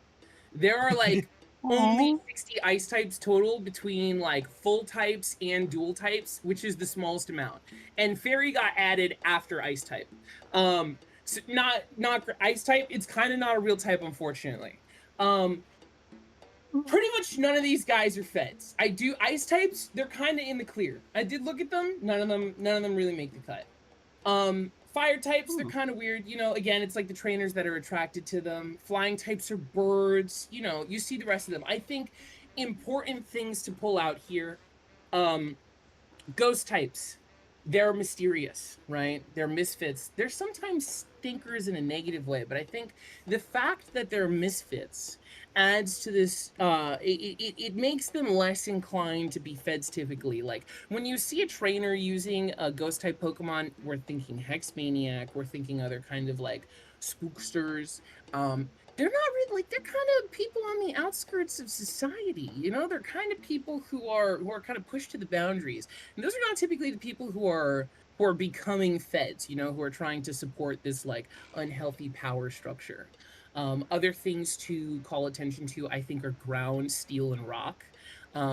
These are all very industrious types, and I feel like are very commonly depicted as working class Pokemon. These are Pokemon who are building houses. These are Pokemon who are landscaping. They are helping people move in and out of places. These are the people's Pokemon. These are Pokemon that if you're not someone who's training and you're just kind of someone who's got to get shit done, you have one of these kinds of Pokemon. Poison types are just kind of oopy goopy. There's not really a string between them. Water types are fishies, but they are very different flavor in canon of Pokemon versus real life. In the canon of Pokemon, water types are just kind of fishies that are sometimes mystical and stuff like that. But in real life, water types have kind of been really oppressive. And we will get to this. But this is a brief overview of all the typings. I will pause here. Do I have any questions from anybody? I just want to say that the chat has been very active with accusations and debate and discussion. Oh Lord, oh Lord. Snubbull is a fed and a fairy type. I never said that the fairy types were not feds wholesale. I said generally they're not feds because my argument for fairy types is that they're smarter than feds. Feds are stupid and they just kind of like pick up a weapon and like do violence on behalf of the state. Fairy types oftentimes do violence, but not in a more cerebral way. They are not kind of like blunt weapons. They are kind of a little bit more they're a little bit more cerebral. They're a little bit more, I use the word cunning very specifically because they'll kind of like manipulate you and like ruin your life like top down, you know? Like a fairy type isn't just gonna like bludgeon you with like a weapon. A fairy type is gonna like convince you of a false reality. And that's not the kind of thing feds do usually.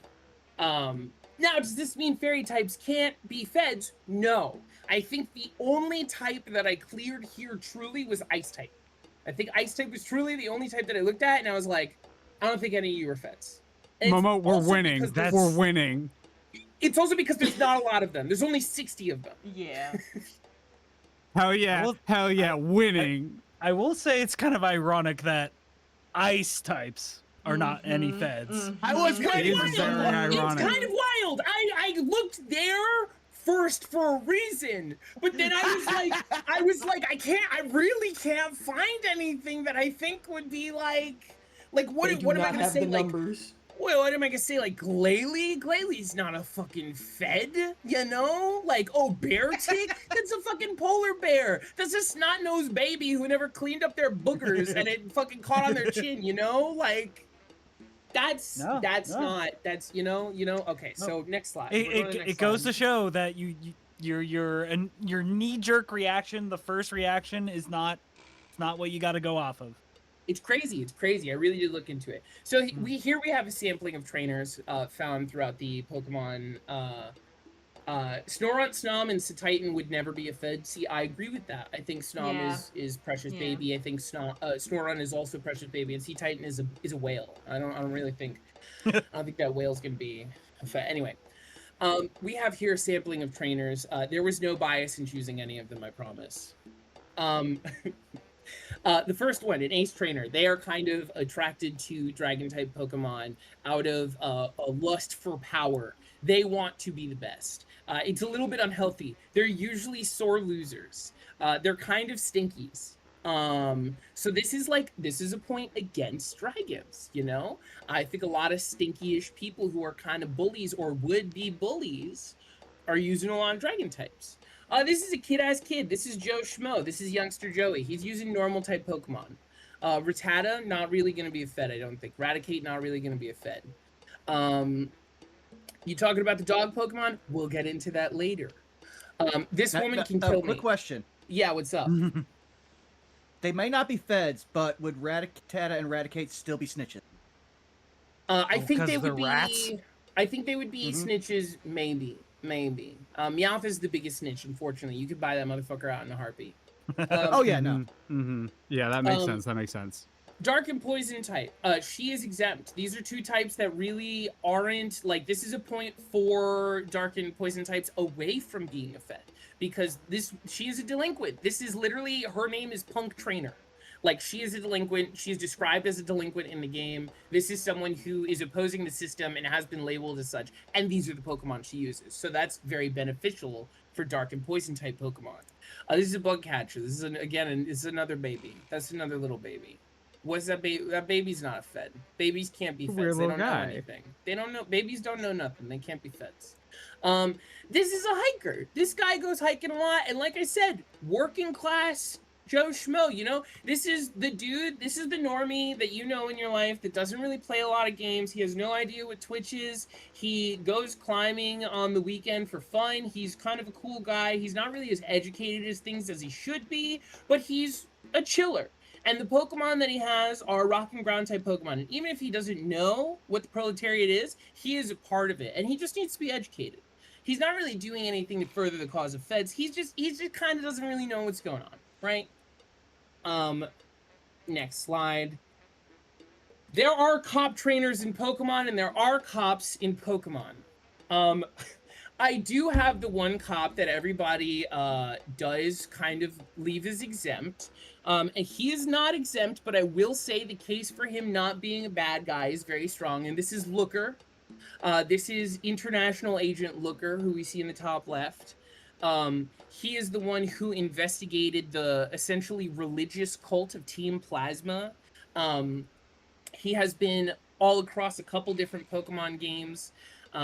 He helped a girl who had been kidnapped by, or not kidnapped, he helped a girl who had been like experimented on by a cult get out of that sticky situation, and then paid for an apartment for her for the rest of her life. He bought her land and went, you live here now. She didn't have an adult figure, so it was a little irresponsible, but he did get her a whole ass place to live, which is kind of crazy. So while a cab, you know, this guy is a little bit closer to the good end of things. That being said, still a cop. Investigative work is necessary in any society, but he is still a cop. He's a detective, not a cop. He is actually labeled as international police in Pokemon. That is actually his official label. He is international police. The dog type Pokemon, it's not looking good for them. I love Arcanine. I love Growlithe. When I looked at the Pokemon that show up the most as being used by cops, these are the three biggest, I would say, offenders, I guess. Raise his hand.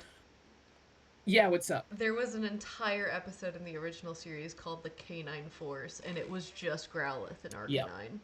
Yeah, it's pretty bad. It's pretty bad. It's not good. Now, here's what I'm going to say, is that for both fire and normal types, I think these Pokemon are really open to being like molded and shaped by their trainer. I do genuinely think some Pokemon are more inclined to being feds just by who they are and what they value. And I don't think that's Arcanine and Herdier or Stoutland or Lillipup.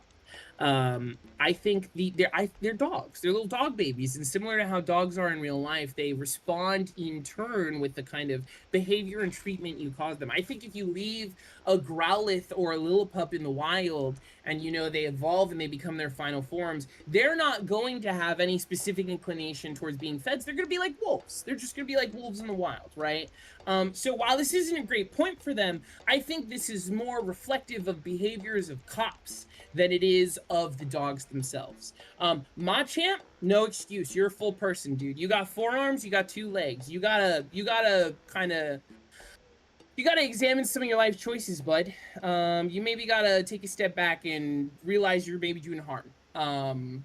Machamp's a little worrying, and I did see him show up a lot for cop Pokemon, which is kind of shocking and a little upsetting. And doesn't he get the word submission or the move submission? He does too? get the Pokemon ability submission. It's true. It is true. It is true. Ooh. Yeah. It is true. Yeah. It's true. It's true.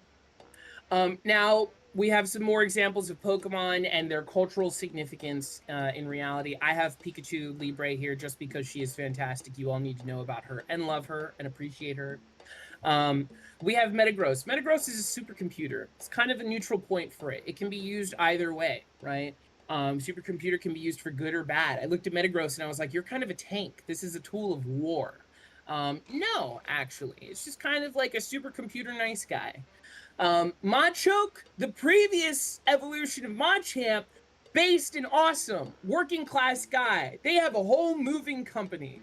Machokes have a whole ass moving company where they just help people move in and out of their houses. These are guys who are busting their ass on a blue collar job on a 9-to-5. These guys are fine. These guys are good. As far as I know, they do it for the love of the game too, right? Yep, that's right, correct. right. Like Pokemon don't get paid, which is a fucking problem. But Growlithe, bad luck. Bad luck, buddy. I love you. You got to take that shit off. You got to take that shit off, man. Not good. Phalanx is close to being a Fed, but they're just kind of freaks. They're not Feds, they're freaks. They're like the weird, like, libertarian, you know, who likes Rome too much, is kind of their vibe. Which I hate because they're really cute. But, like, they kind of form into, like, ranks and, like, societies on their own, and they're like, okay, you go in the front because you're the strongest. And that's a little weird. It's a little weird. I don't think they're smart enough to, like... I think they are a rare case of they're not smart enough to be Feds because they're not interested in, like, any sort of society or civilization, right? They are kind of close. I think if they had a few more brain cells, they would be a problem.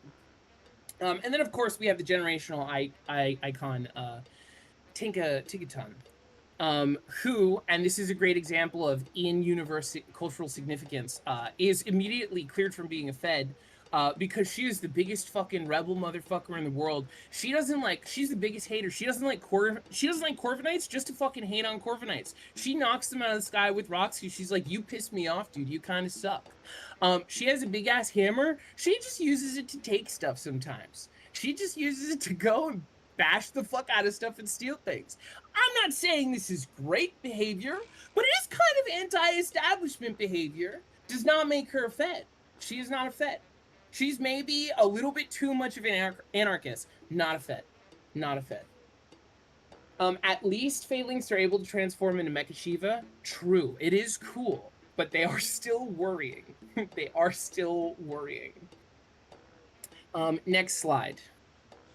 So here we have a delineation between a Pokemon who is condemned by their in-universe connotations and a Pokemon that is saved by it. Oh, no, I'm sorry. That's the next slide. I lied to you all. We're going to talk about meta really quick. There's a lot of stuff in Pokemon. We're going to go through this slide so fast. There's Groudon, there's Kyogre. They set up weather. It's really oppressive. It's hard to get around that, so fire types and water types are always really popular. This is what makes water types a little bit of a problem in real life. Urshifus. Both these guys are water types. They get access to crazy moves that always crit. Crit is insane. Very strong.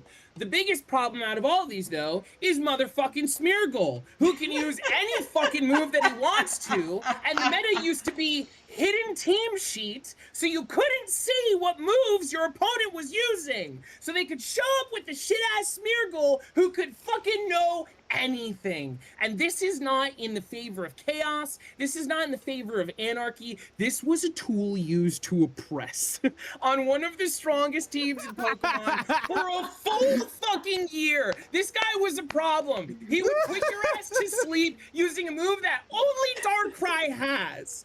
And then he would let everyone else go to town on you. He's literally filling your house with tear gas so that it could get raided and you could get fucked up. We don't like this Pour one guy. out for Darkrai, got nerfed because of Smeargle. This guy's a fucking problem. We don't like him. So this is the Pokemon who's a little condemned. This is Hatterene. This is her Pokedex entry. She can read emotions of creatures very far away when she's in her Dynamax form. She can emit psychic power to just deter people from coming near her. And if you're even a little bit too loud near her, she will kill you. That sounds like someone calling the cops for a noise complaint, right? It's like, oh, these people outside of my house are being too loud. Kill them. Except instead of calling the cops, she just decides she is the cops.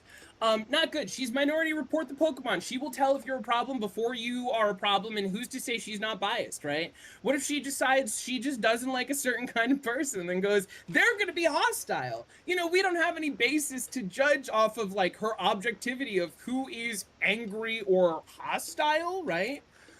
She supersedes the trainer's desires. She goes above and beyond whatever, like, the trainers, if the trainer's like, yo, what are you doing? Hatterini will sometimes be like, shut the fuck up. That's not good. That's scary. That's scary for a Pokemon who's trying to do minority report. She does the mind reading without permission. Do you think they ask consent? No. No, that does not happen. That's not okay. This is surveillance. This is police surveilling. This is the NSA listening to us, all right? She's an unofficial Fed. She can still get it, though. She can still get it. Quick question back on that one. How do you explain how do you explain the Forest Witch entry? Because Forest Witch, very not cop. It is very not cop. I think that was the entry in the British region. So I think that's just kind of like British like researchers and kids being a little like, you know, like, ooh, I don't really know what's going on there. They're just kind of like saying shit, you know. Okay. If it's the Brits, they're wrong. Okay, never mind. Yeah. This is Xerneas. Xerneas, huge fucking problem in the real world. Smeargle was a part of a team called the Big Six, and Xerneas was the anchor of it. It is the Pokemon of eternal life. Eternal life, kind of a bad thing. You don't want to be alive forever. That's not good. It was used to power a mega weapon that was going to like obliterate the world. Also not good. Super not good that this Pokemon has that kind of power and can wield it. It locked down the Pokemeta. This as an anchor piece, it was so strong that you had to use it. This was not a Pokemon that you could get around. It was very difficult to find a team that could combat this team without using this Pokemon, which to me is kind of oppressive and bad. Why did it go back? Hold on. All right, there we go. Its ability is pretty impressive. It only supports other fairy types, so it's only kind of supporting its people and nobody else, which is kind of, you know, anti-community. That's kind of a very Fed thing. Like, I'm only looking out for other Feds, and even then, they don't really look out for each other. But it's not a Fed. It's really close. Its ability clears it, and the fact that it's Pokemon of eternal life, it's like the Tree of Life. This is a deer. This is a cute deer that, even though it was used for great harm, it doesn't want to do these things. This is an example of humanity kind of being evil. I looked at all the shit that this Pokemon did in real life, and I looked at its Pokedex entries and how it shows up and how it's talked about and how it's revered in Kalos. It can't be a Fed. It just can't be because of how it's viewed in Pokemon, unfortunately. Now we're gonna get down to brass tacks. The third most fed Pokemon is actually two Pokemon. Sock and Throw.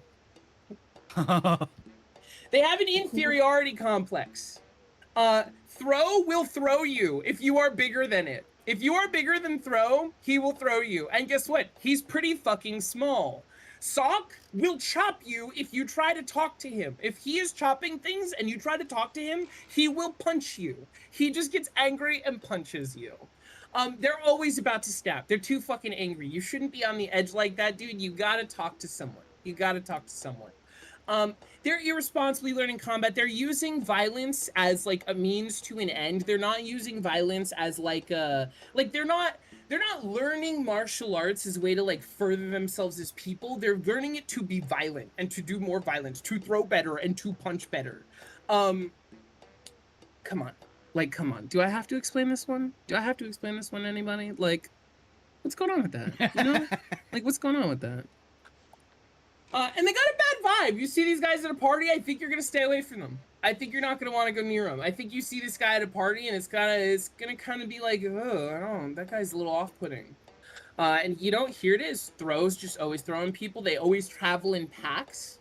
And Sock always, disturb their training and you'll earn their wrath. That's kind of fucked up. You mean I can't just like tap this guy on the shoulder or let him know real quick that there's like a call waiting for him? That's a little fucked up. That's a little fucked up, I think. Number 2. This one is gonna get me a lot of heat, but I'm gonna stick to it. Blissey! Yeah. Blissey has rebellion quelling eggs. If you eat a Blissey egg, you are happy no matter what. There are so many entries that are like, the Blissey eggs make you so happy. They calm down even the most ferocious people in Pokemon. What if I want to be ferocious, bitch? What if I'm angry? What if someone did something to me that made me justifiably pissed off, huh? What if I gotta be mad at the system? You gonna force feed me a fucking egg so that I'm compliant, huh? Not good. Not good. It's emotionally manipulative. You don't want to do that. That's not good. She's literally giving people drugs and emotionally manipulating them. No good.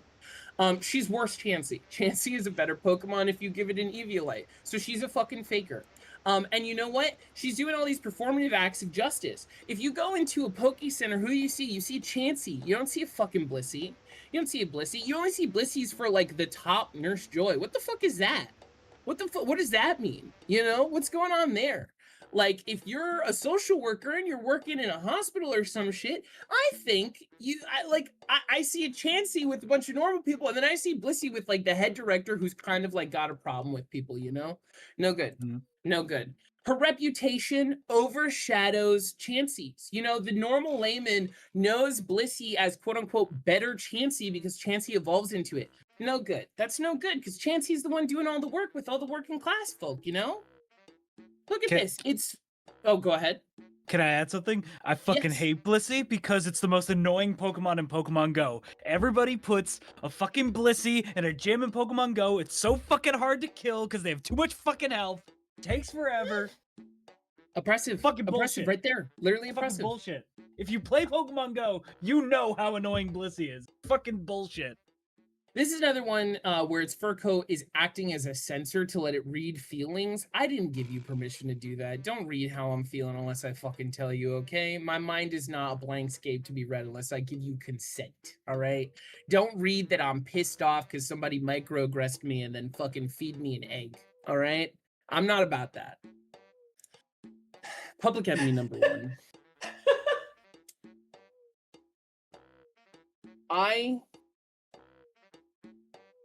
Please excuse me for how angry I'm about to get. Okay. I hate this bitch-ass motherfucker! This is the biggest fed! Don't let that smile fucking fool you. Don't let that friendly little demeanor fucking... This guy's bad. This guy's bad news. You see this guy, and you get him out of your community literally immediately. He's a signature Pokemon for a fucking prince, for monarchy. This guy, he's like, yeah, I'm so happy to be this prince's buddy. No good. No fucking good. No good, dude. He's oppressive in the TCG. He has a move that's completely RNG that could blow you out in a turn or absolutely fail. It sucks. It sucks. It's not fun. That's oppressive. It's not a good thing to play against. He's greed incarnate. This is an embodiment of capitalism. This guy is made out of 100 gold fucking coins. This is a Pokemon who, to evolve, collected, it's more than 100. It's 999. It's insane. This Pokemon needs a bunch of fucking money to evolve into a solid gold bar that oppresses you. You know? Like, come on. That's fed behavior. That's fed behavior. He's oppressive in the meta. His ability is insane. He's so fucking privileged. His typing is so good. He's Steel Ghost. That's like so hard to get rid of. He has an ability that hits both sides of the field. His ability, he has a move that hits both sides of the field. His ability makes it so he can't get afflictions. Like, this guy can't get poisoned or burned or anything. Why? Just because, I guess? Because he collected a bunch of money? So now he can, like, afford better healthcare than the rest of the Pokemon? It doesn't have to worry about getting sick? Privileged typing. He masquerades as a whimsical creature. And he is not a whimsical creature. Do you remember way back when, on the typing slides, when I said that fairy types are whimsical creatures? This guy is super effective against fairy types and is, like, the #1 tool used against them. And here he is. He's like, look at my silly little smile. Look at my silly little dude. I see you killing the silly little like fairy holding a flower that's on the other side of what that fairy do. There's a Pokemon named Cutie Fly, and you crushed it with coins, brother. You threw so many coins as it turned into a red mist. He's too friendly. I know he's a fucking narc. He's too friendly. He's too friendly. I know the shit he's done. He's too friendly. Look at this. Made up of 1,000 coins. 1,000 fucking coins. He's quick to make friends with anybody. He is trying to infiltrate your communities. He is trying to turn your friends against you. He is trying to promote fascism. And he is trying to ruin the genuine connection that we share as human beings between each other and between Pokemon. This has been Which Pokemon is the Biggest Fucking Fed. It is Goldango. Do I have any questions? Would we argue that Goldango's ability is microtransactions? Huh. No, because you can get the coins in the game, and I don't think you can buy them. But like for the purpose of Pokemon battling, this is interesting. It would depend if there's like a method of buying the relic coins in universe, which I don't think there is. I don't think you can buy relic coins. Mm-hmm.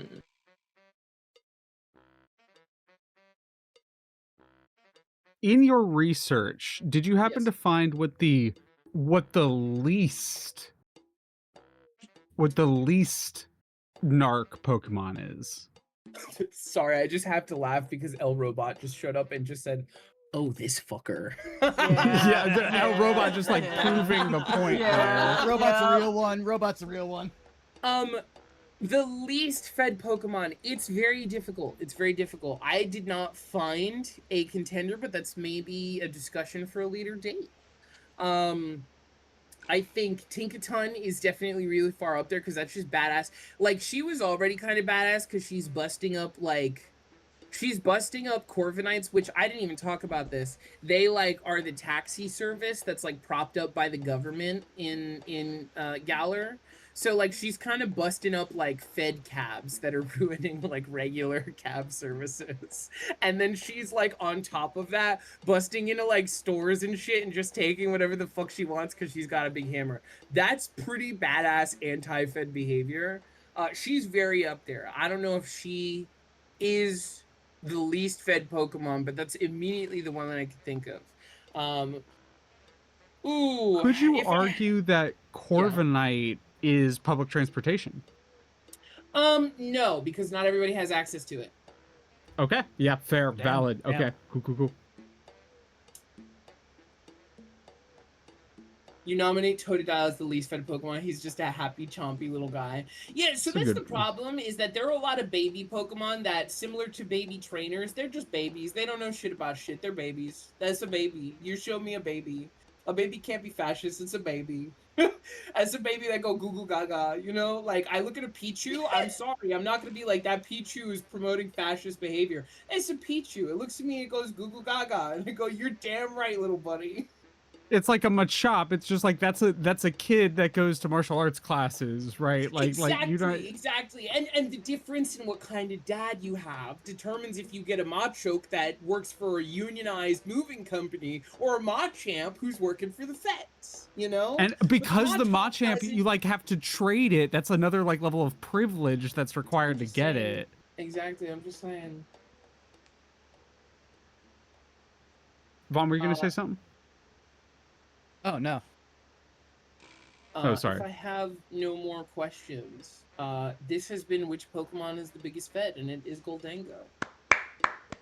That was Thank incredible. you. Yeah. Thank you. Yeah. And well That researched. was incredible. Well done. Yeah. Well done. Yeah. Thank you. I am going to go to the restroom really quick because my body betrays me. I'll Yep. be right back.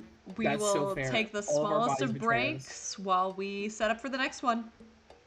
Sounds good. Holy. I'm just gonna jump in and out of the call really quick just to reset something. Yeah. Also, Punky, thank you for also having a slideshow as close to long as mine will be. Yeah, no, I thought mine was gonna be way shorter, and then like the further I went, the worse it got. I was The gonna more say unhinged I was. you almost went to 40 minutes. I almost went what? Yeah. Yeah. I was keeping Crazy. track. I was trying to go so fast. I'm so fucking No, sorry. it's all right. It's all right. I was just like, you were like, yeah, I don't know. I'll do my best, and I'm sitting here like, and I know how fast you're going. I know how fast you're going. But it was good. It was worth this it. Bitch lied. This bitch lied. Her presentation was too fucking long. It was good though. It was very good. Very good. Thank you. I appreciate it. I am also gonna step away for like 2 seconds. Give me just a second. I need to. Okay. I'm not gonna lie. I have to reset Discord really quick, and I gotta stand up and walk around and get water really quick. Yeah, let's take like a 5-10 minute. 5-10 minute. Sounds good. Okay. Sounds good Just to me. just a quick break.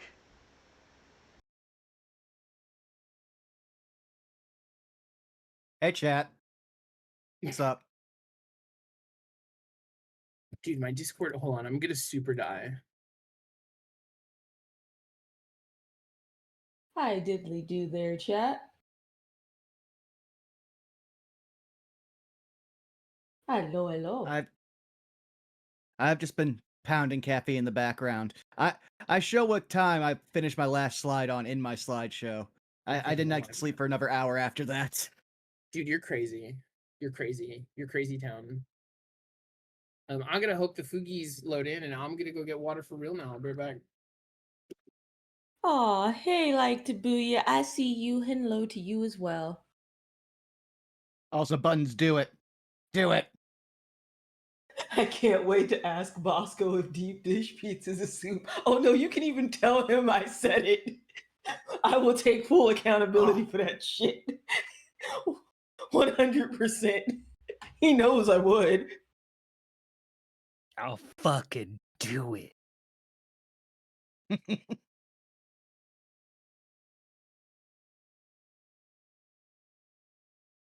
It shouldn't look like I need a spoon for it. That's all I'm gonna say. True, but it's also not the best argument because I was taught that a regular thing that, like, for a while was done in Germany was pizza was consumed with knife and fork. Oh, so I mean, don't get me wrong. There are some people who still will do that. So since we're on break, there's I recently watched a interview. I think it was on Now We Feast, and it was John Cena doing an interview while eating pizza, and he's explaining why he does it. And I'm completely with his logic. The whole reason why he eats pizza with a knife and fork is so that he can keep his hands clean and do other things like touch things, talk about things, etc., grab things if he needs to. Which to me logically makes sense. Like, if I'm trying to keep stuff clean, I'm gonna use whatever method I can.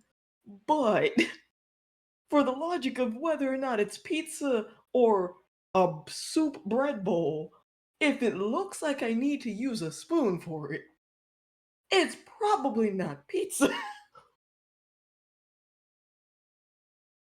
Ah, it was very compelling. Zen, that's why you fold it. That's why you do the taco crease. Like, I've had a lot of different pizzas in my few years on this earth, and I'm just like, never have I looked at a pizza until that moment where I'm like, is this a pizza? I'm sorry, NK is just.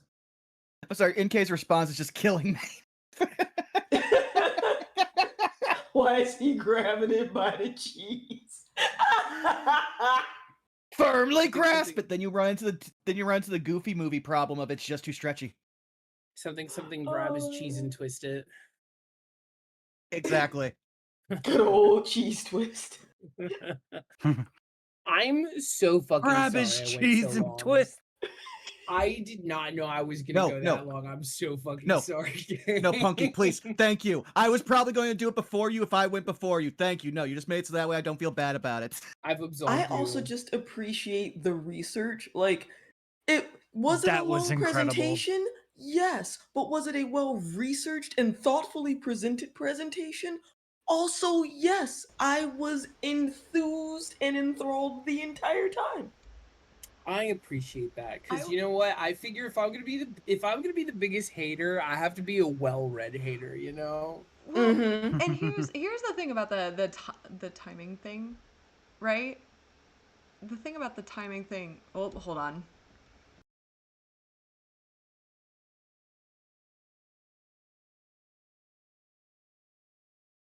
I mean, to be fair, my like on my end, tech has been doing a weird thing for Yeah. like the last 2 hours, and I've just been like, "Well, let it ride." It started I'll picking up a fucking figure it out. miscellaneous audio, and I don't know where it was from, and I was like, hold on, Oh no, wait. it's just the ghost that Dex sees all the time. Yeah, right. So sorry. What I was trying to say was like the thing about the time constraint was to just give a constraint, right? Because let's be real, we're all yappers. If there wasn't one, we would have just all collectively talked forever. It's true. It's to give a reasonable guideline. Yes. I'm so not upset that you went for as long as you did. It was very good. And I definitely appreciate all the hard work that went into it. So please don't feel bad. Thank you.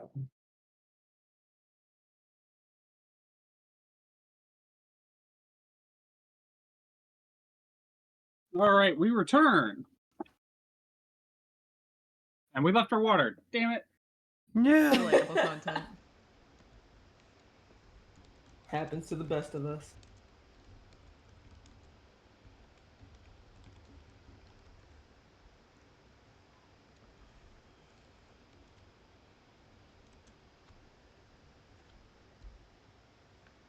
Yay, the Foogies finally work. Yay! Yeah. Yeah. Yeah. boy. All right. Are we ready for our next victim? Oh Are we good? boy. Let go. I'm ready. Wheel says Vaughn. Give me a second here. 1 second. Big ends. Okay. All right, that's half a can, Nos. Okay. 2.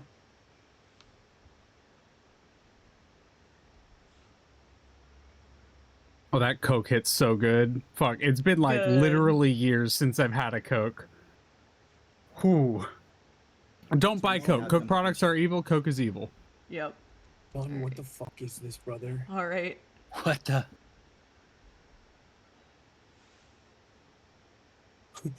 Oh no.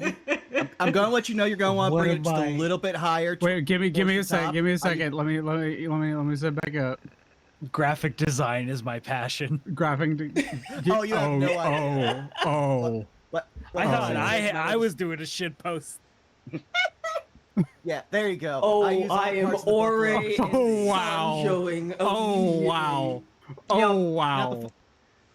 Now, before I start this, I want to also point out another title for this is "Can you tell Vaughn is not medicated?" I just want to say immediately the Lego space guy and Forze in the top right corner is sending me. That shit is putting me exactly where I So need to be good. for this. It's so good. That's been on my phone for the past like 7 years. I found use for a lot of things that have been on my phone. But yes, excuse me, ahem. Wait, y'all Let's watching talk about Common? Yes. Sorry, we Oh, spoke at the yes. same Yeah. time. Yeah, we We out do here need to watching watch Common. the Kamen Rider. Yes! We really No, do. Juan's part of the Common Rider Club. Me and Saris and Wiley would used to do after our Yep. Ettergate games. Yep. So glad you're here, Juan. Okay. All right. Let's talk about Kamen Rider, specifically Forze, because it's the best one. Fuck yeah, friendship. Uchu Kita! Yes, I had to stand up to do that. Oh, I need to click on Soul Move. Okay. So what is Kamen Rider for starters? According to Wikipedia, Kamen Rider, or Kamen Rider, is a Japanese tokusatsu superhero television series and weekly science fiction manga created by manga artist Shotaro Ishinomori. The original airing consisted of a total of 98 episodes, which were broadcast from April 3rd, 1971 to February 10th, 1973. The series spawned a second boom in tokusatsu shows and was Toei's first commercialized series. And, as you can see, here are the two giants that started it. Kamen Rider Ichigo and Nigo. And yes, if you can't tell them apart, it's the gloves and the boots. They were very, very cheap with Kamen Rider. It took them 40 years to color in Nigo's, helmet. Moving on. Why should you care? It is just a toy commercial. Well, to that, first I'd say... Also, can you tell this is a slide where I remembered how transitions worked? Oh my god. That sounds like you're not a friend of justice! I kid. We have fun here. But seriously. Whether it's continuing the art of practical VFX, inspiring the children, bridging cultures, and yes, I do count Japanese Spider-Man, R.I.P. in peace, Hikaru Kurosaki, Kamen Rider has spanned the legacies across the Showa, Heisei, and Reiwa eras. But what's the most important of all of those? It's for 50 plus years Kamen Rider's been punching fucking Nazis and generalized fascists and other threats to justice. Let's go! Now, I can hear someone in a Cybertruck somewhere going, leave your politics out of Toku. Fuck you, don't believe me? I've got proof. Fuck you, Kamen Rider Course.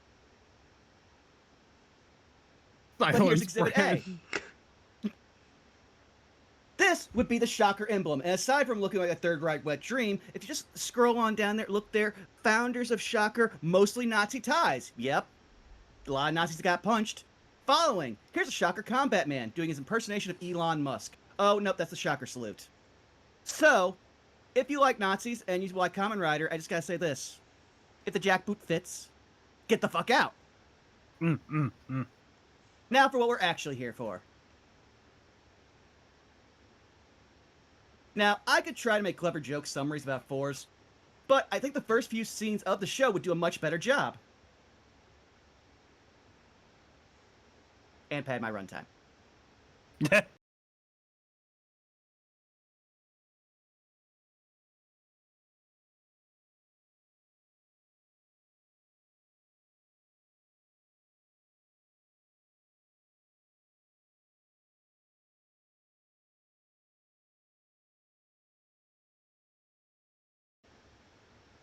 Wow, Kamen Rider answering the age-old question. If there are two guys on the moon and one killed the other with cosmic energy in a briefcase, would that be fucked up? Yes. Yes, it would. Another recreation right here. Oh my god. And all that way back in 2011. Well, now how do you think we should best follow it up? What's that? Abrupt no contact time skip, let's go!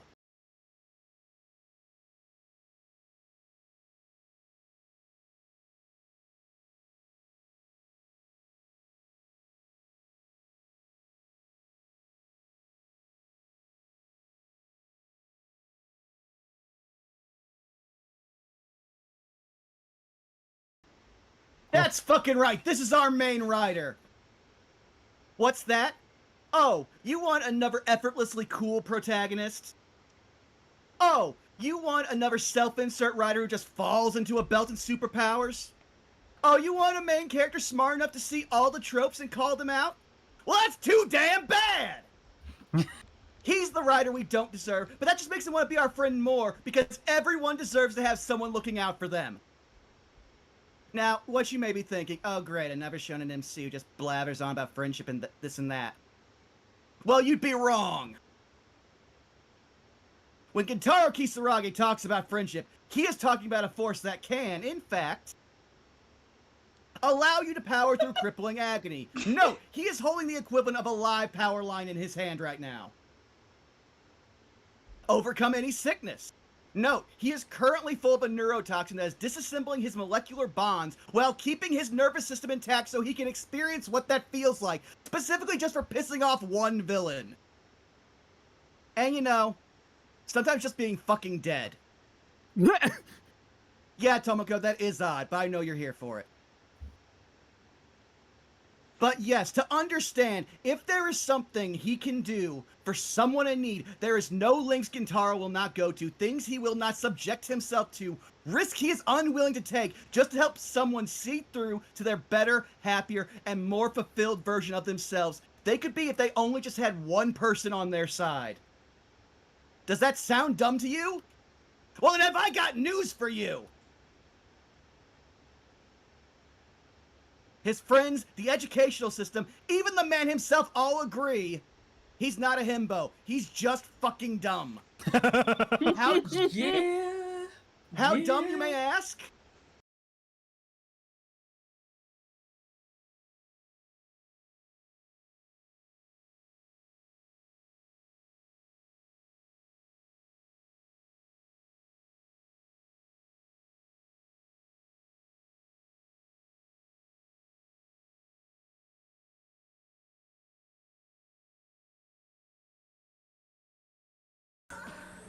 Goodbye. I was gonna bring up a funny graphic here about how many times he presses that button for the bit, but I just noticed while making this. Jake, why the fuck did you bring a turntable to your moon base? Sorry, yes, sorry, they hold have on, a moon hold on. base. I have to pause you here. What the fuck do you mean, why did you bring turntables to your moon base? Would you not? If you had turntables, would you not bring it to your moon base? You need moon tunes. I want to say they already had a transportation issue that nearly cost the life of one of the people here already, okay? There's stakes here. Yeah, listen, it does not change my answer. Zai, and Leah, you both would get this. There's a Lunes joke in here. Lunar tunes. Lunar tunes, Lunes. All right, I'll leave. I'll leave. It's fine. That's good. Yeah, I feel. Yep. You're already increasing the IQ of this presentation by like 3 points there. Don't worry. But now, what themes might this human incarnation of a vitamin D supplement barrel his way through over the course of 48 episodes? I mistyped. Well, what? Not every scene needs to have a bit. Feelings of inadequacy due to chronic illness. And I wouldn't be surprised if the sound effect for when his migraines hit actually gives Kengo tinnitus as well. It is really sharp. Relations with toxic parental figures. And I cannot stress how fucking much these two in particular suck. I'm glad it's a short arc. Inability to trust, either due to the inability to believe in non-transactional relationship dynamics, or due to betrayals of trusted social dynamics in the past. Or isolation due to ostracization and nonconformism. And I know that's not how you spell ostracization, but no one would tell me how to spell it. Also, addiction and fear of relapse, because literally this entire series is about stopping kids from taking drugs. Space drugs, to be precise. There's no problem Gintaro will not take on. Even witches! And Gintaro is terrified of witches! He's just baby. Yeah, no, they aren't immune to magic. But again, also, Kamen Rider Wizard, the one that comes after Fours. A showman so good, he actually made his personality disappear. But even Gintaro will admit, seriously though, he does admit this in like episode 2, so it's not even like a cliffhanger. He can't do this shit without his friends. So let's talk about the Kamen Rider Club. Just look at him. Also Ryusei. Ignore the face, he's just brooding. We'll start with Yuki Jojima. Gintaro's childhood friend and the heart of the team. Despite how much Kingo goes on about cosmic energy, she's the only one who can actually spot a constellation. Unbothered, moisturized, openly trying to indoctrinate children into Japan's space program. No one will ever understand her like the Hayabusa space telescope, so she'll settle for being Kingo's service extrovert. Kingo Utahoshi, the guy who actually thought he was going to be the main character, only to find out he's going to spend 12 episodes playing second banana to a living Hanna-Barbera character. Eventually he stops being an ass and becomes one of the most reliable members on the team, but all of that is tied up in basically spoilers, so pretend I had 2 more jokes here. Also, I'm not doing a pot/kettle joke here for Kingo. Your 2 characters are steep, stop being a dick. Miyu Kazushira, hands down the best girl, and with every episode I'm convinced the writers wanted to do more with her but weren't allowed. I could do a whole mini PowerPoint on her character arc, but to sum all this up, I will eat several kinds of incredulously inedible objects if she was not the direct inspiration for Ira of Dan to Dan. Just look at them! And if you read the thing at the bottom, don't worry, it's a callback later. Oops. Shundai Monji. Dude literally starts as the Japanese interpretation of a rich high school football jock. Seriously, Amanoga High School has a bunch of really weird Americanisms up to and not including prom. But ends up being the most pure-hearted, reliable, unserious, and just wholesome member of the team. If you say Gintaro has Golden Retriever energy, you're wrong. He's got the Shiba Inu spirit, but that means that Daimonji has the Orange Cat energy of the Kamen Rider Club. Dude spends the entire series piloting a transforming robot that runs on life energy and is either stopping Gintaro from getting 2 to 4v1'd or doing some clutch play that frees up force to save the day. He is also not afraid to throw hands with a guy in a power suit strong enough to survive at atmospheric re-entry, and I had a clip for that but could not fit it in. Kaizo Jake Jingu. The Gyaro disaster goes from one of the most arguably irredeemable of the OG Kamen Rider Club to the dark horse player we all need. Spineless, wimpy, and lazy, Jake fills the role of 5 different informant characters from Kamen Rider W only 2 seasons prior, while gradually remaining in the background facilitating things to help the club, and is one of the only few in the cast who gets a secondary character arc. This guy is unironically the Shaggy of their mystery gang, and yet, every time they ask him to step up, he gives it his best. Also, from these 2 pictures, he literally just took an explosion from a dragon monster to the face, and did all of this while Gintaro was too busy experiencing depression for the first time. They also didn't want Gintaro to be that sad, so it's not fully canon. But now the one I know all of you are the most interested in. It's your girl, Tomoko Nozama. That's right, the psychic goth IT hex maniac herself, Tomoko is the only one in the club to match Gintaro's chaotic energy and freak while having everyone's back in her own weird way. They legit just stop questioning her about anything after she joins. I explain more about her, but you gotta really experience her for yourself, or be cursed. And she is legit psychic. This is just her casually predicting the finale of her own introduction arc within minutes, like a goth in the machine. But don't ask how her powers work. Even she doesn't know how her fucking powers work. Still chew the fuck out of a snakeskin to make it try. And finally, the Nigo to Gintaro's Ichigo. The Rider Man to his V3. The Batman who's in a Looney Tunes sketch. Kamen Rider. Meteor. Ryusei Sakuta. What the? I honestly don't know what else I can say besides, come on, you're telling me you don't think high school Batman trained in Space Kundo sounds fun as fuck? Let's roll the tape.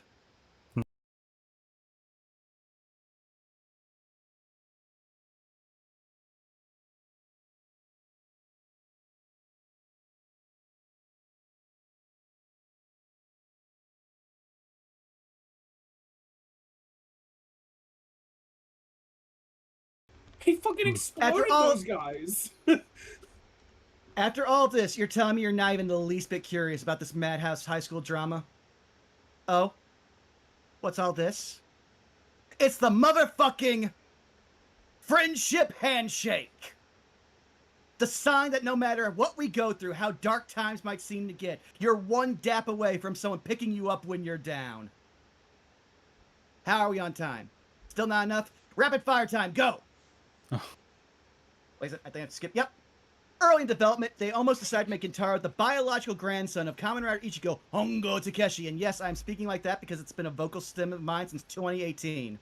To tie him into the series being the 40th anniversary of Kamen Rider. We were fucking robbed of this! It's also the reason why his grandpa on the show is a bike mechanic and they just glaze over the fact his parents died off screen. He is also the first Heisei rider to join a Sentai team and pilot their giant robot of choice. And he did it with the best Sentai team, Tokume Sentai Go Busters. I will not take questions on that one particular aspect. Also, for some reason, they decided to film here. Those who know, know. Or could read. But yeah, for the 3rd episode, they shot here in reverse angles, extreme close-ups, and using cheap props to try to cover up the set. I told you it'd be a callback. And if you don't believe me, here are the exact timestamps from the episode in question. Also, people really want to see Gintaro fight the main character from that year's Precure. But the joke's on them. Gintaro's instead depicting as having made friends with her instead. Canon event. Do you still think Kentaro is the do you still not think Kentaro is the best rider and Forza by extension is the best rider series? If not, that's okay, because it doesn't matter! He's Kentaro Kisaragi, Kamen Rider Force, and he's the man who can befriend an orbital weapon. Do you think this is a joke? Play the clip!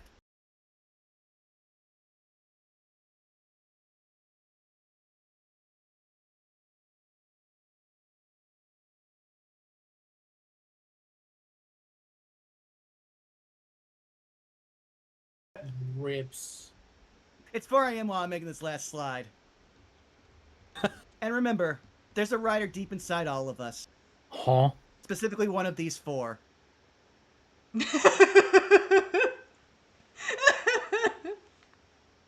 There you go. Oh my god. Fantastic. Incredible. Incredible. Now, Well I actually have a very question tired. for you, Vaughn, Yes, about that go right last ahead. that last like handshake bit with the robot there or mech, and that's the question I have. Was there a pilot in that, or was that like an autonomous thing that he was dapping up? That was a fully sentient orbital defense satellite with transforming capabilities. So he befriended a giant robot. He first taught it friendship, then befriended it. Fuck yeah. Okay. It's really good. It's really good. Now, I have a question. Raise his hand. Oh, you go ahead. I don't know. I think you should go first. No. It's okay. I won't forget. Go for it. Are you sure? Because I'm sure. Oh my god, stop Canadianing off. I only went first because my question was relevant to the last slide. Someone go. It's a matter of whether or not this is about to get heated or not. What are you about to do? I am about to disagree with you about Best Girl. Because see, Tomoko is Best Girl. Will you accept that in the face of your argument? I will accept that she is a candidate for Best Girl, but I would argue that her character arc peaks too early while Muse travels all the way past the series into the movie. I see your point. I raise you Goth Girl. Hey, I knew everyone was going to fawn for Tomoko. That's why I put in the slide. I'll still ride or die with Miyu. You're allowed to be I know wrong. what I'm about. Yeah, and you're allowed to be wrong. Honestly, I thought you were going to ask me about a different rider. That's when it was going to get heated. But no. I cannot stop people from wanting to fight over golf girls. I know how the internet works. Yeah, exactly. You understand. Here's the thing. I know better than to argue with you specifically about Best Rider. This is why we're friends. Which means I can do it. Yes, let's go, Sai. I'm ready. All right, but we'll get to that one. First, the original question. When you listed the other 4 writers and the different areas of mental health, does this mean that Deno is multiple personality disorder? Yes. Okay. That's almost directly in the text. Quick correction, dissociative identity disorder. Thank you for the correction. I appreciate it. No problem. Okay, but tying into I was gonna say, okay, but you can't just stop there. If you're gonna follow up with best writer, Zai, tell the class. All right. So speaking of Deno, but Deno though, they made us go through the entire Heisei Showa anniversary movie halfway through it so that we could get Urataros. I'm just saying though. I'm just saying. I would argue still Forza better, but I would also say Deno shits all over Decade and should have been the anniversary series. Fair, but that's also because with Decade, people were like, the only thing that's kind of sort of good about this is the intro song. Yeah. Can we here to find common ground so we can move on to the next slide? Can we both agree that everything about Ghost is trash, including the intro? But I love the hoodie though. I know it's the only thing. It's surviving on a vibe. But it's a good vibe.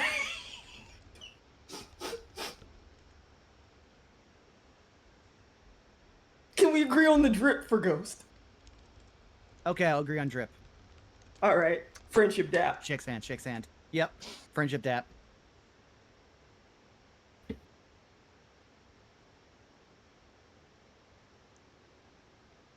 I just want to say this was my introduction to anything to Kamen Rider. That fucking slaps. That's fucking A awesome. great introduction. If I...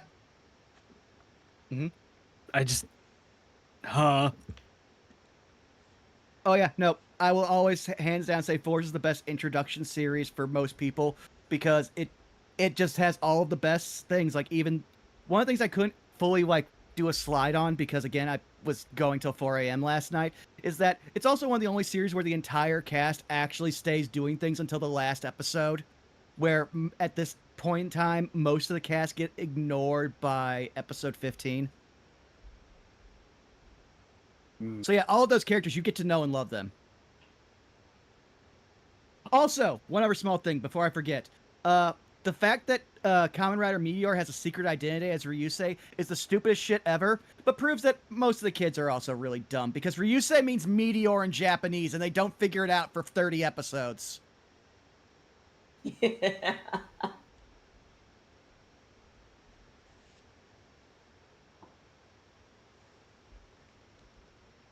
Well, already. Oh, Bubba, you should absolutely watch more Kamen Rider.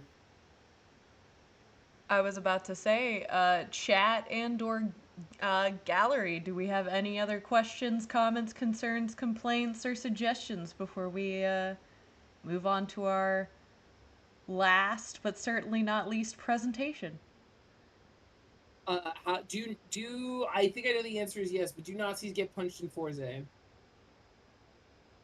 Yes, because I believe that there's... Wait, I'm trying to think of all the crossovers, because Force has a lot of crossovers. Okay. I also am very mad I found out that my copy of Superhero Tyson did not move between computers, so now I'm missing the best crossover Kamen Rider movie. But I believe that yes, because... I would say he definitely at least punched fascists, because he is the last rider to fight Zaidai X, which is a crazy fascist science organization that starts in W and ends in the Forza movie. That's crazy. Fuck yes. It's very good. It's very good. Also, suggestion from in chat: watch more Kamen Rider. Yes. It's true. Yes. It's true. Mm-hmm. Don't watch Zets, but watch more. Don't Kamen watch Rider. Zets, yeah. Don't watch Zets, but watch more Kamen Rider. Yeah, I was going to do slides for recommendations, but again, I went till 4 a.m. I was very tired. It's so fair, dude. You put your whole you put your whole shit into that. Yeah. I'm proud of you. Very good. Really well done, Vaughn. The energy was there. Oh, yes. Can we get a... I have one more question. Yeah. Can we get one more Uchikita? Okay, give me a second. I need to stand up. Amazing. I'll have to move my chair here because I gotta do the proper squat. Ahem. Ucha Kita! Perfect. Hell yeah. Hell yeah. Hell yeah. Hell yeah. Hell yeah. Thank you. Thank you. Amazing. Fantastic. All right. Well, Leah, are you ready? I suppose I am. I want to thank everyone else who went before me. I do not think mine will be a letdown, but I do think mine might be a little bit lower energy. So I hope to close out the night on a good note. Quick question. Audio or no audio? I do not have any audio playing, but I do have an audio track that I have permission from the creator to use that I will be playing on my end, and I can send it to the group if anyone else wants to play it. I just wanted to know if I could go ahead and start playing some tunes. So we are good to go. But you can go ahead and start playing some tunes. This is what I am using on my end. All right, let's do this thing. Floor is yours. Alrighty, I gotta click off the BRB screen there. throw my music on. Turn that up slightly. Now, as many of you know, and as many of you will learn, I'm a mecha girly. And today, I really hope to set out to accomplish a few things. 1, I want to find out what mecha actually means. 2, I want to find out if mecha media is for you. And 3, I want to know why the answer to number 2 is yes. Now, first I want to go over a little historical context for this, and a special thanks to Xenilis Grimm for helping me with the history and information regarding Battletech specifically, as it's one of the few mecha franchises I have very little information on or about. But just to go over a little bit of the historical context for it, the actual term mech was developed in Battletech, referring to the mechanized chassis or suits of armor that were used to fight other mechanized chassis or suits of armor, specifically in that system called battle mech.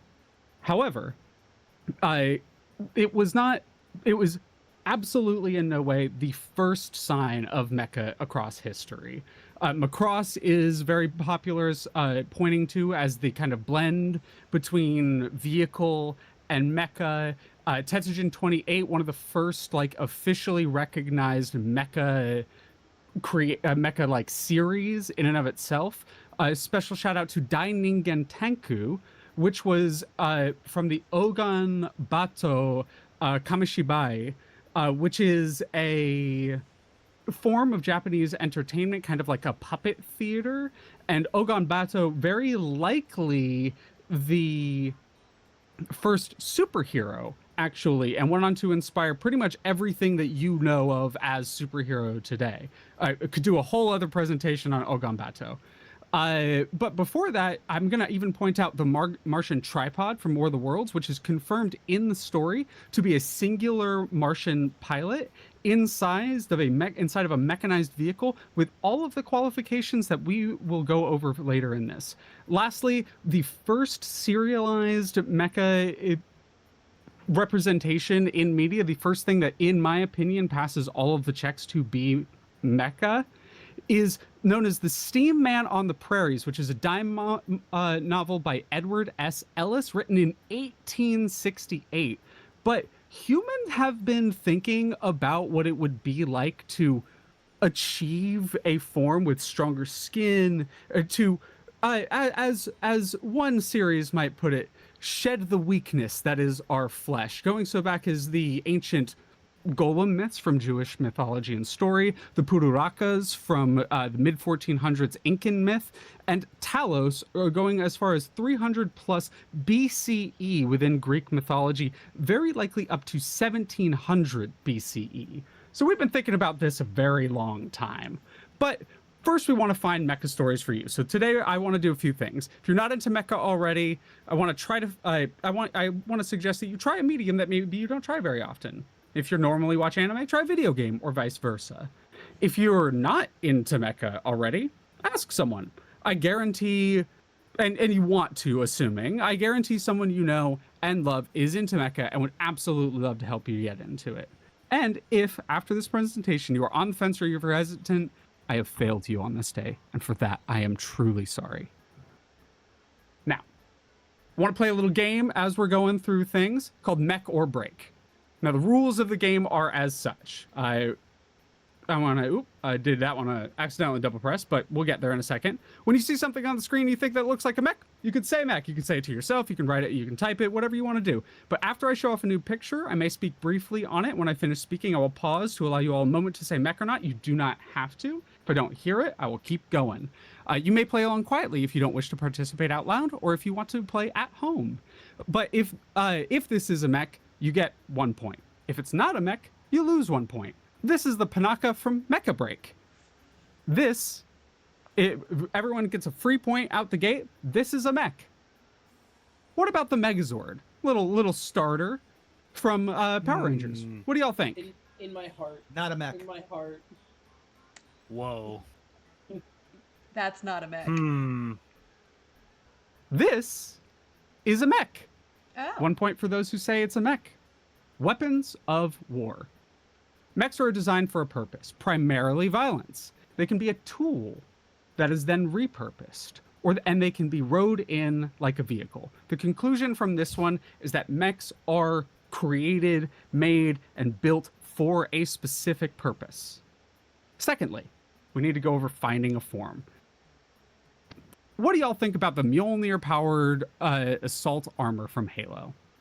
Not a mech. Not a mech? Not a mech. All right, what about the Slayer armor from Doom 2016? The best example of potential mech armor from Doom. Not a mech. Not a mech.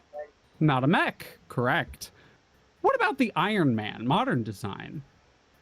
Okay. Gonna say not. So many a qualifiers. Oh. Not a mech. Not a mech. He's got Not a mech. Not well, a he's mech. got a bunch of different fucking suits. He does have a bunch of different suits. What about the classic Iron Man designs? Oh god. Not a mech. Not a mech, correct. What about the Hulkbuster? Mech. That's a mech. Mech. So I think we can. Oh, I accidentally double pressed, but I think we can conclude. Oh, it might not have it. I forgot to put that one bit in. The conclusion from this is that size, in this case, does matter. A mech must change the appearance, the silhouette, the build of the individual. If it just offers plating on the outside and you are generally the same stature that you were, that is not a mech. What about the pilot problem? What about take Motoko Kusanagi from Ghost in the Shell? Android Gynoid. Is she a mech? No. No. Oh shit! I don't know how that got there. Fuck. Okay. Applaud that. Sorry, I don't. Go back. I don't. I'm sorry. Sorry about that, everyone. Go back. Sorry. What about L337 from Solo: A Star Wars Story? Sad, but not a mech. Not a mech. Not a mech. What about the Imperial Knights? Oh, that's supposed to go in front, with all the bells and whistles that we were making this at 5 a.m. Okay. What about the Imperial Knights from Mechs. Warhammer 40k? Mechs. Mechs, right? Generally considered mechs? Yeah, correct, mech. What about Motoko Kusanagi in a Tachikoma? No. Mech. Question qualifier. Yeah? Are we referring to the Major specifically or the Tachikoma itself? Exactly.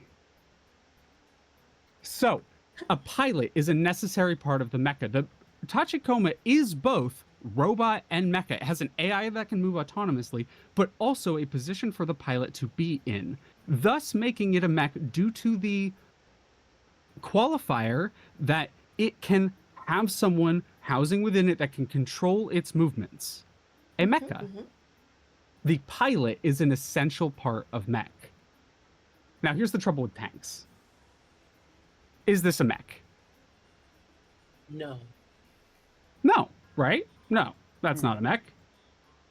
What about the VF-1 Valkyrie from Macross?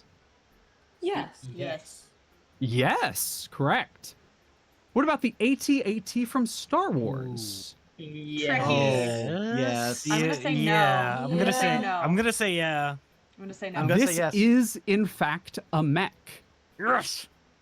Lancaster rules. Thus, we are going to go with the Battletech combined arm rulings that mechs are given joints and or capacities to move like an organic object, are considered mechanized chassis because they offer an increased range of motion that something like a vehicle cannot offer. Tanks are, in Battletech rules, considered a separate thing than mechs of any other kind.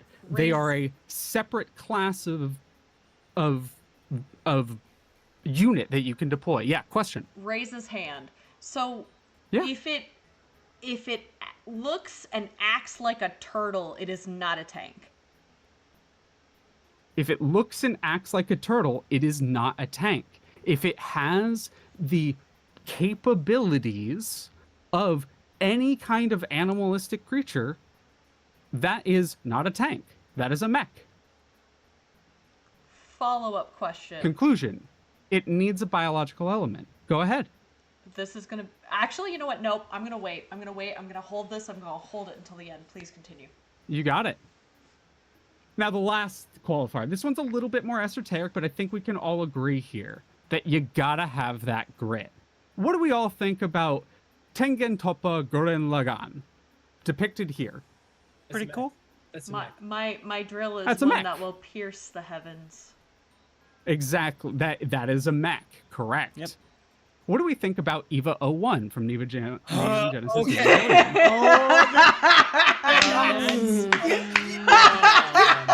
Motherfucker. That's not a mech. Not a mech. Thematically, it's a mech. Is it literally a mech? No. So, yes, because of the mechanized element to it. Yes, it includes a physical body within the armor encasing it. However, it is entirely operated and controlled, as we established previously, by the pilot. A mech can operate on its own, which the Evas do, but a mech can also be piloted. Not all mechs can operate on their own, but all mechs can be piloted. This is a specific subsection known as biomecha. What about Tengen Toppa Super Tengen Toppa Gurren Lagann, depicted here? Now, in its own Wikipedia entry, it's given two different descriptions. A colossal, mech-like mass of energy, but also the description, it appears to be a Gundam. These two things inherently contradict each other. But I will point out one thing.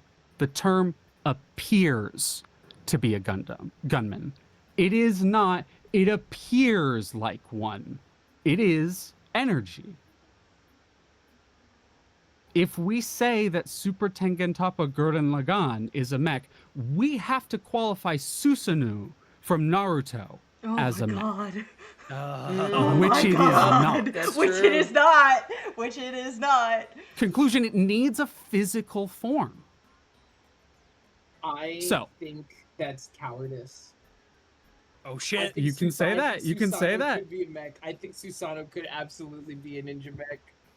Under my definitions here that we're using today, we must remember that a mech must floss. A mech must feel, exist as something tangible that has been construction. It has to have that feel, has to have that look, have a biological appearance of some kind, usually limbs. It has to have an operator. It has to be piloted by a separate entity normally inside the mech. Size. It has to increase the physical size and or stature of the pilot within it. And it has to have a use, serve a specific purpose, often some kind of tool or weapon. Now let's talk about the things that toe the line. What do we think about the Megas XLR? Megas XLR is a mech. That's a mech. Yeah. Mech? This is a mech. Yeah, it is. Here are a few other examples we'll go through one by one. What about Ridebacks from Rideback? Ooh, this is tough. I'm not as familiar with that one. I'm also not familiar with that one. This is a personal favorite mecha anime of mine. One of my quiet recommendations from everything I'm showing off here. It is about a ballet dancer who loses her ability to dance. That's in the first episode, and finds a love for mecha afterwards. Highly recommend it. Very good. I would consider this a mecha. It can be piloted. It changes the physical stature. It has biological appearances. It in every way that we have qualified so far, it has the feel. It has the look. It has an operator. It increases the size, and it has a specific purpose. What about the AT-ST from Star Wars? Yeah, I'm gonna say that's a mech. That's a mech. Standards, yeah. What about the Giant from Iron Giant? Not a mech. No, not a mech. Not a mech. Here's where we establish the difference between giant robots and mechs. Oh no! What about Transformers? Go ahead. Not a mech. I have a very specific one. I think you might like this. For Iron Giant, are we operating on Johnny Sacco rules? Johnny Sacco rules. Clarify Johnny for Sacco the is giant clarify robot. for the audience. I forget what the Japanese name is, but it's one of the earliest entries in Mecha. Johnny Sacco and his giant robot was a very similar dynamic of small boy, giant robot, but had different operating control mechanics. I remember So- Johnny Sacco. Johnny Sacco goes into something I touched on just at the very beginning, which is the Steam Man on the Prairie, which is a kid who built a robotic man, but operates it as if he's in a carriage behind it. It is debatable whether or not that is mecha, and that gets into the nitty-gritty of Flossu. That is what we are calling a true towing of the line. So Transformers. Saris, I heard you say not a mech. What about everyone else? Not a What mech. was that, Punky? Sorry, go ahead. No, please, please. Oh, I was just gonna say by Floatsu, there's no pilot. It's not. It's also like Optimus wasn't made for a specific purpose. Mhm. Like, Yeah, they're Optimus they're was kind of- biomechanical life forms. Yeah. They are a So- biomechanical life form, but they are not a mecha, correct? What about this wormy guy? What is that from? This is the Ibis O2 ice worm from Armored Core 6 Fires of Rubicon. Oh! I don't know what that is, but it looks like a mech to me. I didn't get that far in that game. Is it pilotable? It is being piloted Yep. by a sentient external series of bioorganisms that form a collective consciousness. It is a mech. It's like the Tachikoma then, in a way. It's kind of like the Tachikoma. It has its own AI that remote controls it, but it also has a being housed internally that pilots it outside of its own artificial intelligence. It is a mech. What about the Atlas from Lancer? Oh. I don't have enough familiarity. You know What size is the Atlas? This is a one half, One size half. 1/2 mech. Not a mech. Same size as humanoids are considered. Yeah, not a mech. It is dependent on how the pilot flavors it. This is another towing of the line. By the art here, it could be argued it's not a mech, but there are size 1/2 mechs within Lancer that do operate more like mechs. This is a true towing of the line. But going off of the art here, if you said not a mech, you still get a point.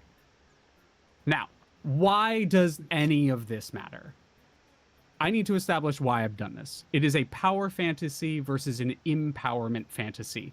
Power fantasies. Sun Wukong from everything. Learns everything. Can do 72 talents, was born into it, and yes, he goes through the trials, but it is ultimately about empowering yourself. What about Naruto from Naruto? Ultimately, a power fantasy of some kind. Becoming the best in your village. I will be the best. It is about you yourself becoming the best, more powerful than everything around you. What about Batman from Batman? Another power fantasy. Versus Mecha. Empowerment fantasies. From Simon the Digger, from the dirt up, never changed who he was. The only thing he learned how to do was hone a skill. Get better at the things that anyone could do if they put their minds to it. Any slum who gets inside of a battle mech from Battletech that happened to get lucky with a cockpit from a tank and climbed in to assist their allies after spending months repairing it, that is empowerment. That is not a power fantasy.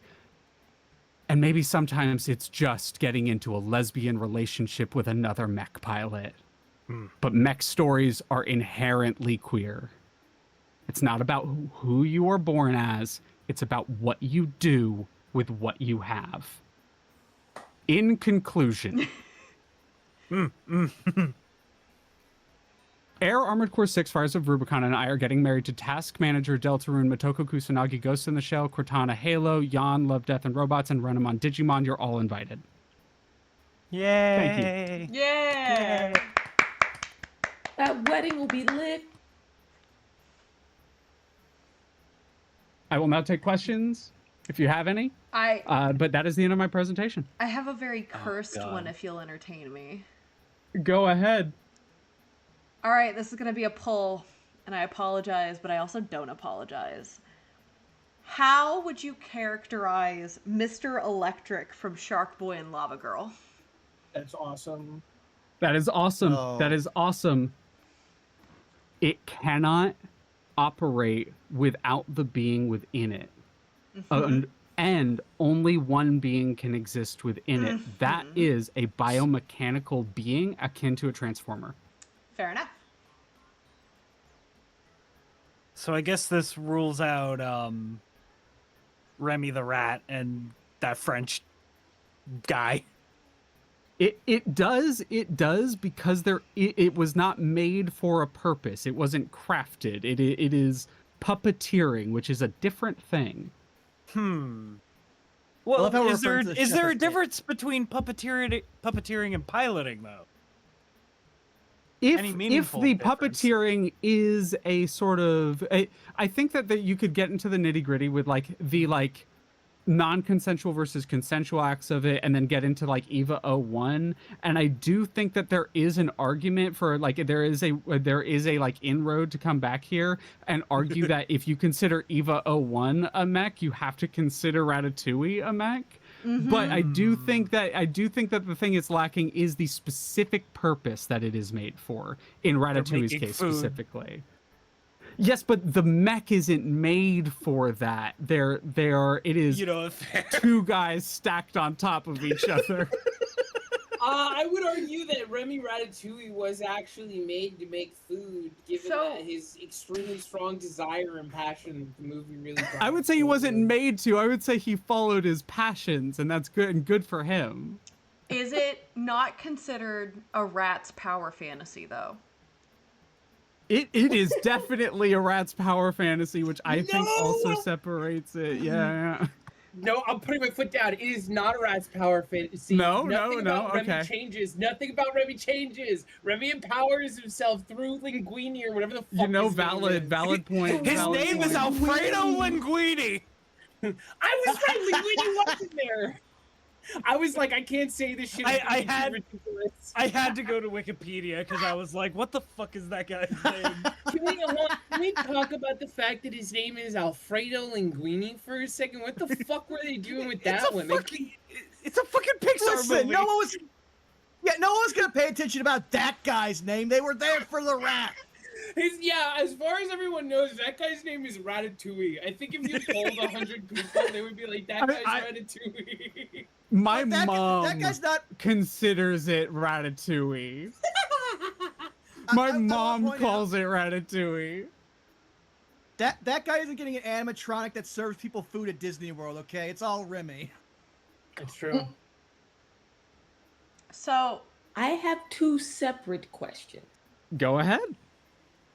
So, first question was when we were going over the Transformers and the Autobots and the Decepticons, would you argue that, or could you argue that they would be considered a subcategory of mecha since it's like a biomechanical thing? They still are a mech to some point. They're just like a subcategory, or do you consider those separate altogether? So those are biomecha under the robot category, not the mecha category. The mecha definition that we're using is specifically derives from the BattleTech game, where it is a mechanized suit of armor. It's a chassis that you get in that is made for a specific purpose.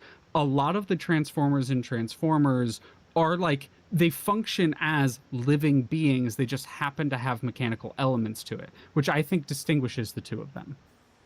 Got you. Okay, I see where you're coming from there then.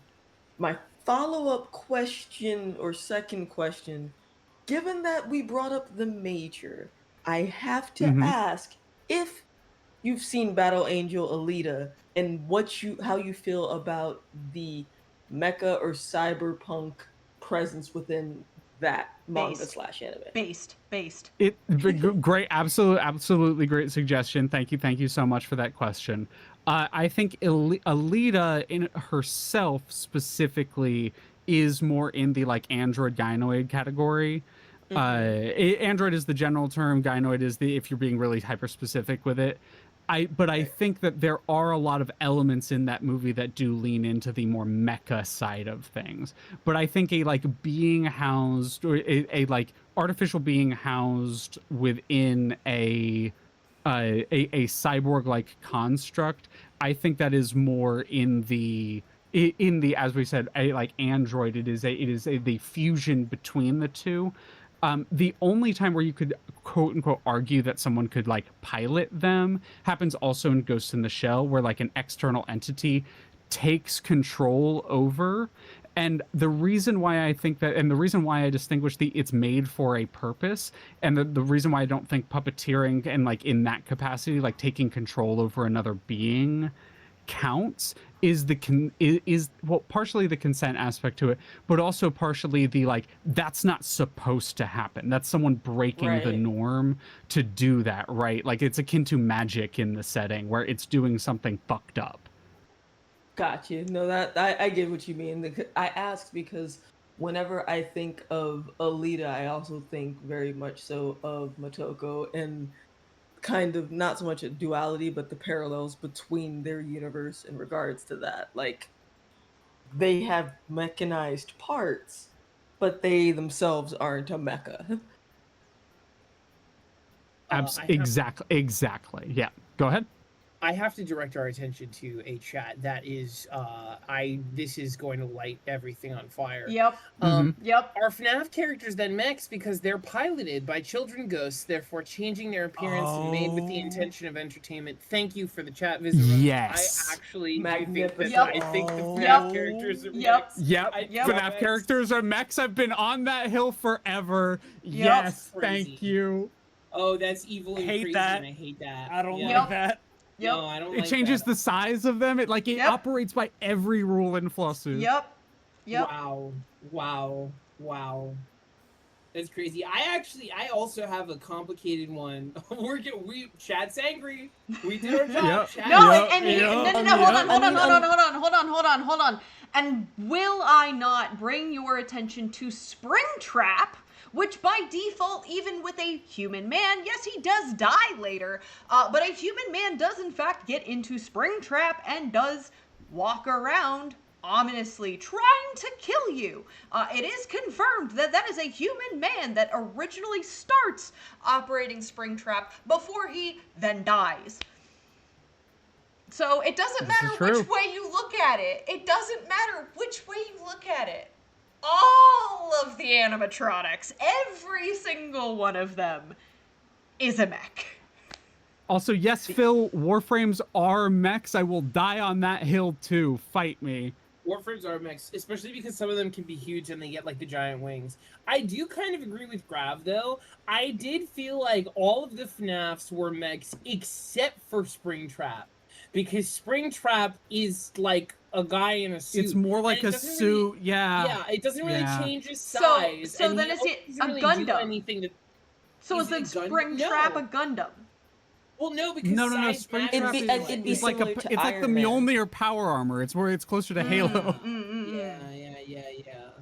So then the question is, sorry, you go, Zai. No, you go. You had a thought going. Leah said it's like the Mjolnir power armor. So then the question does have to be, does the suit? Sorry, go ahead, Zai. I just had to put that out there. I had to put that into the ether because following Leah's thought that spawned in my head.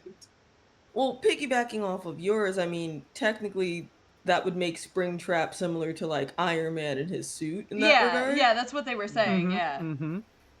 But the only caveat potentially that could, if we did devil's advocate, make us question whether or not the FNAF animatronics are mechs is if they're technically being piloted by dead children, then they're technically And being if we're pirate- allowing the ice worm to also be a mech, then if they're being piloted by the ghost of, I think there is an Right. argument there, right? Like what you're saying is like if it's being piloted by the ghost of, there is an argument there that it is a mech. So I guess it depends on when it. That is another one of those towing the line cases where when it's you know the guy in it, it's a suit, but when it's like other things controlling it, then it's a mech.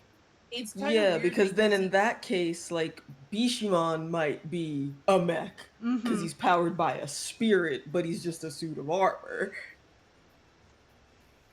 Would Alphonse Elric be a mech? Yes. Yes. Yes, and I think so. Which means that I do think that Bishamon would also be a mech too, and that Springtrap is only not a mech so long as the guy inside is still mostly guy.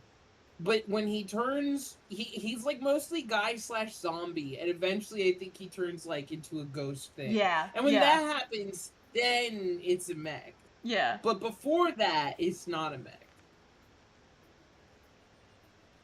Oh my god, we're fucking killing Momo.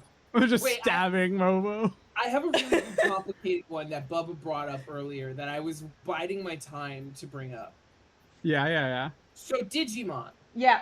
Yeah. Yep. Very typically, Digimon digivolve into forms that are big robots. Big, Are you like, bringing up Frontiers? Yep. Yes. Yep. Oh yes, Yep. I am. Oh.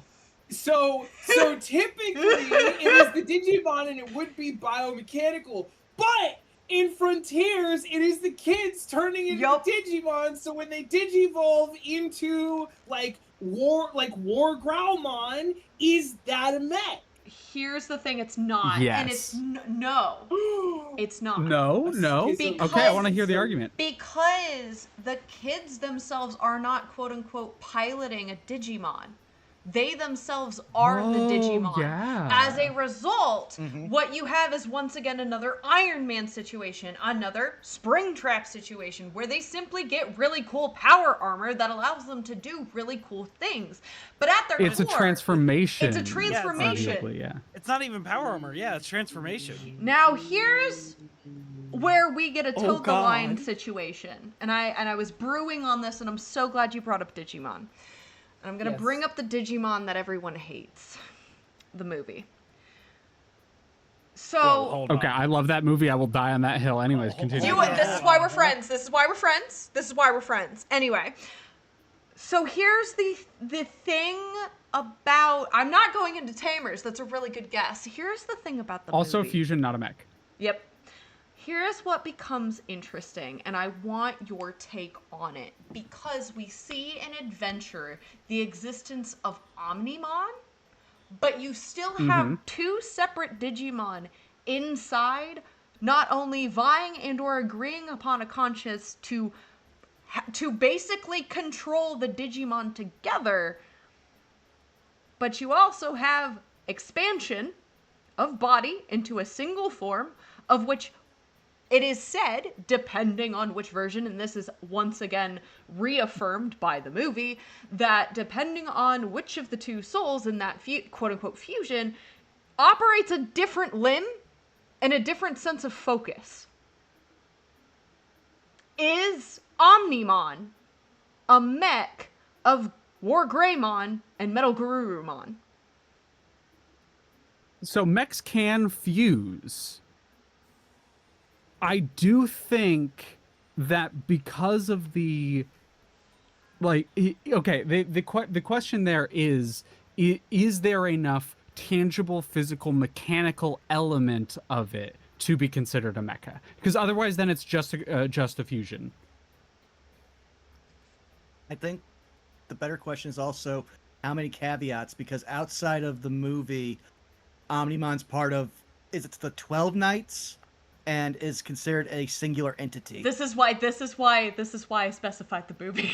This is why I specified the movie, because the movie took Omnimon and went, we're gonna do something else with him entirely. Personally lacking context for this, I would add on then maybe another way to try to compare or deduce this would be what makes it less like or more like a Megazord? Because those are separate mechs that combine together. Exactly. And so I think it's more. Go ahead. Finish up. Oh no, I was just gonna say they're piloted by something, but that is a negligible point. Yeah, it's less they're piloted and more like they are two entities fusing into one body with a suit of armor over top, right? Basically, because it's like you have each of your separate Zords merging together to make a bigger Zord. That Zord is still a mech, but each of its individual parts are also mechs. So it's Yeah. how Yep. close are we getting into that territory of is it or is it not a Megazord? Also, I don't think you mentioned Zoids once. No, I did not. That's fucked And up, I man. love Zoid. It is pretty fucked up. Listen, there are a lot of things. There are a lot of franchises that I love dearly that I did not mention in this just due to time constraint. I could have spent 2 hours just listing mech franchises. Yeah. If you look up Zoids lore, it gets weird Yeah. because technically the Zoids are Yeah. living animal things that evolve to be mechs. It's weird. Yep. Yep. But we love our little Eldritch Abomination mechs. We do love our Eldritch Abominations. Fuck hell. Yeah, I think we could probably do a whole other stream of just talking about the stuff we cut from each of our PowerPoints. Yeah, right? Ooh. Yeah. I didn't even mention pineapple. Oh boy. That's a Pie. that'll be Napple. the next. That'll be the next PowerPoint. Yeah, let me see here. Yeah, I still have an image that I sent Punky. I was like, I'm sorry, I had to cut this because this would have taken up 3 slides to elaborate on, just like I'm copying it. Do this single screen cap. Come on, load, damn you. Oh, it's coming. Yeah, it's coming. Oh, almost. You're good. Hold on, Yeah, the LGBT themes in Forza are all over the place. I could have done at least 3 slides on that. I'm just gonna put that in chat. Yeah.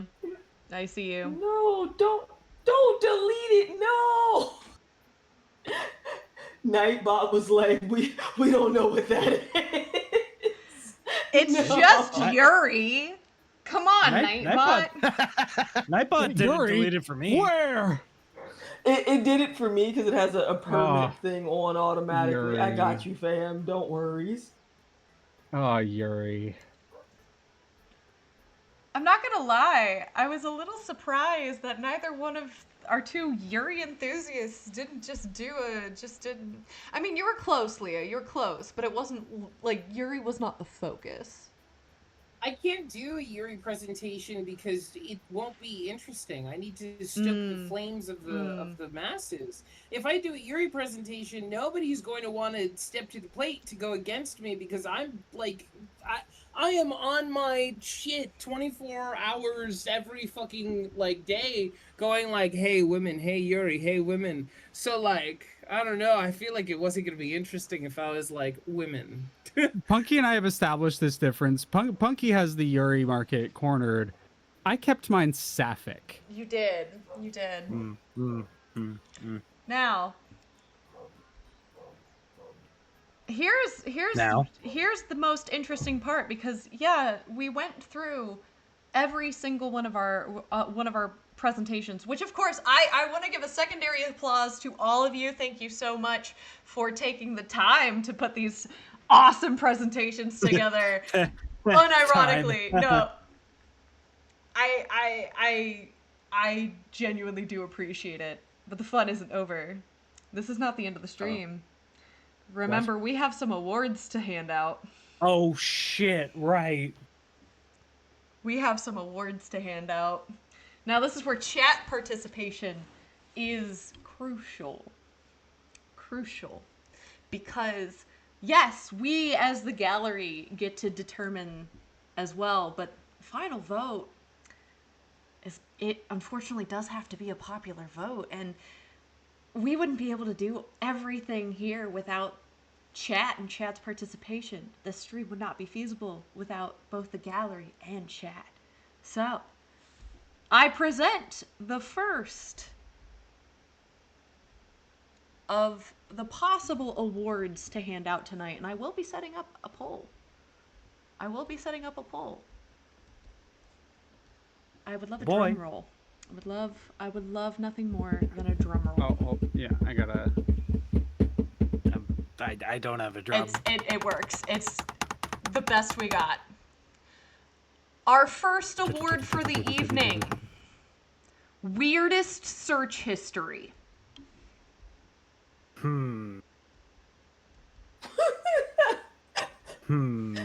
Search history most likely to put you on a wanted list. I had to download a picture of Asmongold. Good question. Yeah. I'm putting the poll together, chat. Give me just a second.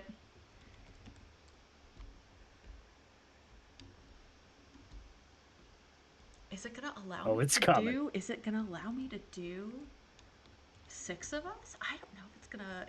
I don't know if it's gonna give me 6 options. It might. Oh no! God. Wait, no. Here we go. Wait, nope. It won't. It won't allow me to give. It won't allow me to give 6. That's fucking bullshit. So I think as the players, why don't we for each one eliminate one, right? We all get left off helps, one. that I think helps. that's that's a quick, easy one to do. Sure. I will volunteer mine for search history because mine was literally just looking up mecha franchises. Well, again, who are we not including in the poll? Who are we? Well, that's what I meant. Like, I volunteer mine for like not being included in that one because I mean, I was gonna say mine was pizza. It probably is the safest out of all of it. That is also fair. You can omit mine. It's okay. I think we'll go with that then. I'm gonna give 3 minutes on the clock. Boy. Bubba, I think it's the weirdest search history from doing the research for this presentation, not just in general. Specifically, yes. Specifically for the presentation. All right, Chad, vote. Vote on your phones.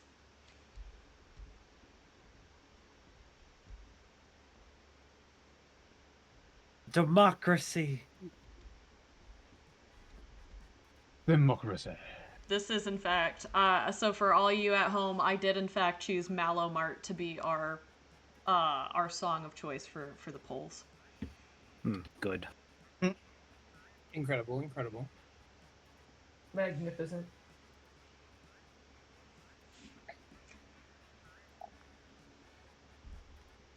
Where do we vote? As in which channel? It should be on mine, unless everybody else made polls on their own. Oh no, I didn't make polls. Oh, that's a great. Right now it's a 3-way tie right now. Sure. Incredible. So someone in chat asked for us to reintroduce ourselves. Hi, I'm your host. I am Saris. We have starting from the opposite end of my screen, we have the lovely dino Theropod or Thero. That's me. We have next up Zyme or Zy. Hello. We have Vaughn. Hi. We have Punky. Hold on. Amazing. Good. And we have, last but certainly not least, Leah. Huh? Yeah. Huh? What? Huh?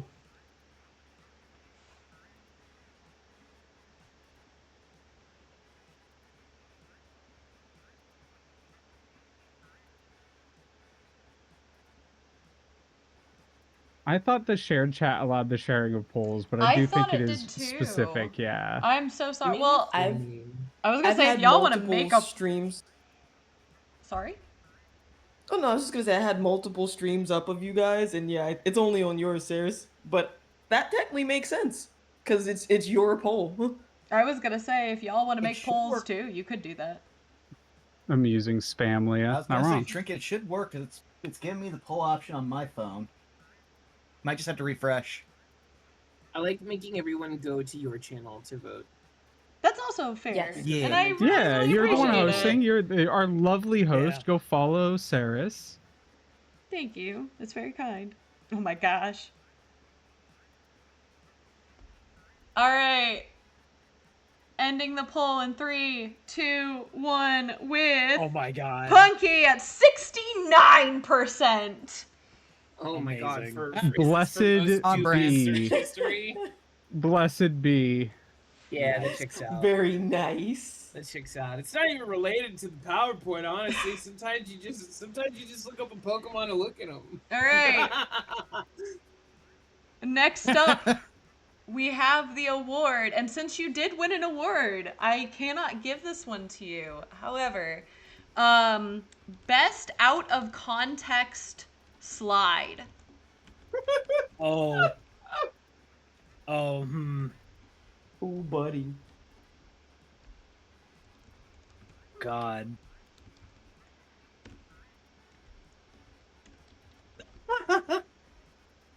And I'm gonna shorten it to 2 There- minutes this time. There were some wacky ones out Yeah, yeah. I'm pretty happy with my final slide. I think that's about the closest contender I got.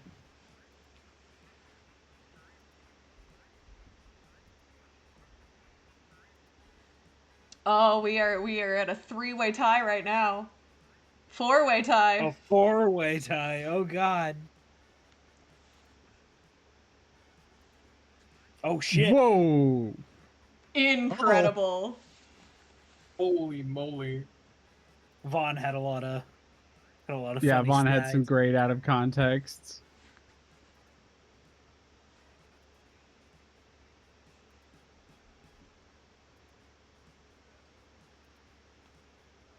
You still have a couple minutes left. I think you're at like a minute 30, coming up to a minute.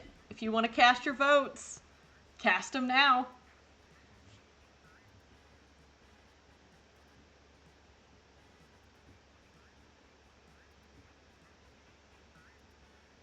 Vaughn is clean sweeping this thing. Mhm. Like Tabuya quoting, "You can befriend an orbital space station."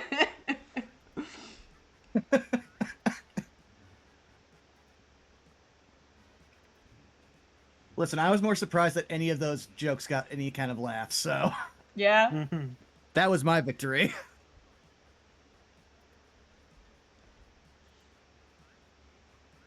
Though my favorite part was just watching people be like, wait a second, Kingo's not the main we think he is?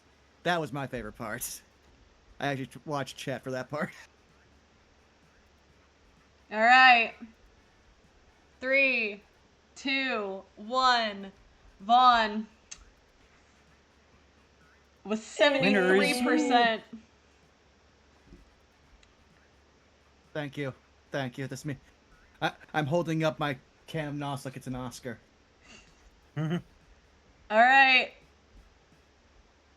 This should be fun. And you know what? I have a couple of these that I think I'm just gonna go ahead and throw folks a bone and say, hey, you know what? Someone might get multiple awards tonight because I think it might be interesting. So the next Okay. one is gonna be the biggest rage bait. And I do think that most people here, I think should we allow Punky back into the swing of this or not? I see no problem with it. I don't think Sure. I personally It's your award show. It's your I'm dream. aware, Yeah, I'm sure. aware, but I feel like it's not fully fair to leave out Punky considering there were a lot of feelings.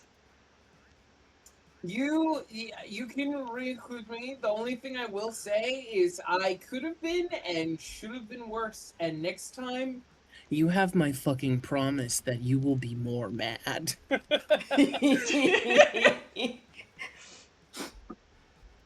Punky and I just It make counts direct to eye rage contact. bait yourself. Yes, absolutely. That I did kind of mostly rile myself up. is the thing. I thought about Goldango, and I'm gonna be honest, I was definitely the most angry person in the room. Got a little bit left on that Yeah, last vote. Yep. Only a couple seconds left. Sarah was Okay. coming in with a clean sweep, though.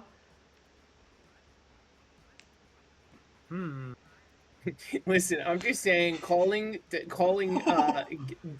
gamers have no privileges on a Twitch stream is absolutely prime succulent rage. Sarah takes the award with 64%. I'm not surprised to see myself in second. Delicious rage bait.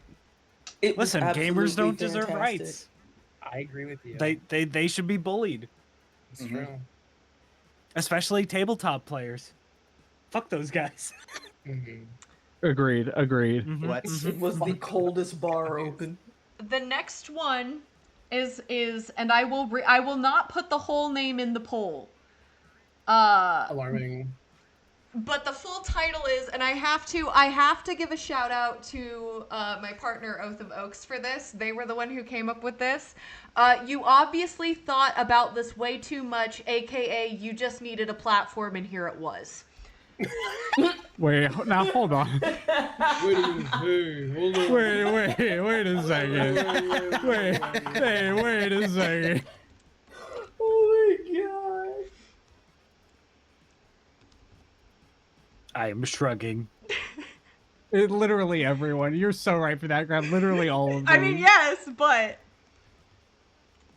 I'm gonna go ahead and put Vaughn and Punky back in the ring for this because I think that's very funny. Oh, absolutely. Already, I mean, Leah I can't has argue because Leah already has yeah, that's fair. Yeah. You did literally make an acronym for. I sat there and like towards the end of my presentation, I was like, I should like put a slide in that shows like the basis for my reasoning, and you were like, I will show the basis of my reasoning. I will explain every step of it, and there will be a fucking acronym. I like acronyms, okay? Everything has to be acronyms. Have you seen Suits? That's true. You are a huge fucking nerd. I love acronyms. They're so fun. That is, I mean nerd, like nerd/positive, but saying I love acronyms is definitely like a nerd emoji sentence. Like, Jesus. Leah, I just saw the vote. Yep. Holy, all right, you know. Voted for me. Come on, you stayed up till 5 a.m. making a comic writer presentation. You deserve at least one vote. Yeah, honestly, that's valid. That's valid. You and I doing the Predator handshake of staying up way too late for this. All right, the next award is Best Info Dump. Oh Lord. That literally all of them. Yeah.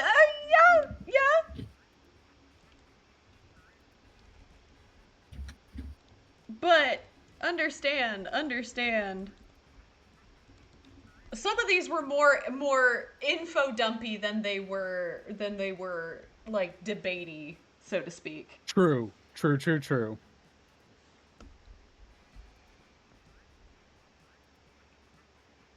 Oh, who's coming out here giving me votes for that? All right. Vaughn immediately came in with votes for Vaughn, like, no. Oh, Zai's coming in with a point. Oh, wow. Oh shit, it's neck and neck.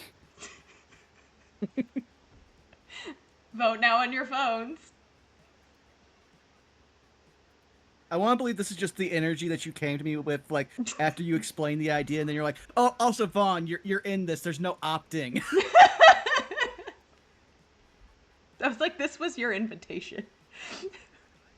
I learned so much about your dad today, Sarah. I learned so much about your father. You sure did. I feel like it makes a lot of sense. Vaughn did actually take this one in a clean sweep. Well, not a clean sweep, but a good majority. All right, I have two more. Two more. This one's called Out of Left Field. The most out of left field? Oh, this is a tough one. Like, I'm split between two different people here. Mm-hmm.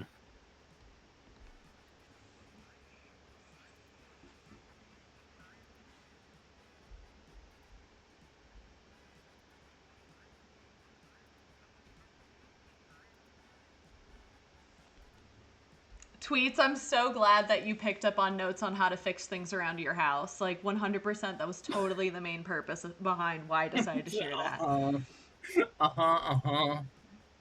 100%. Exactly what I wanted. Perfect outcome. No notes.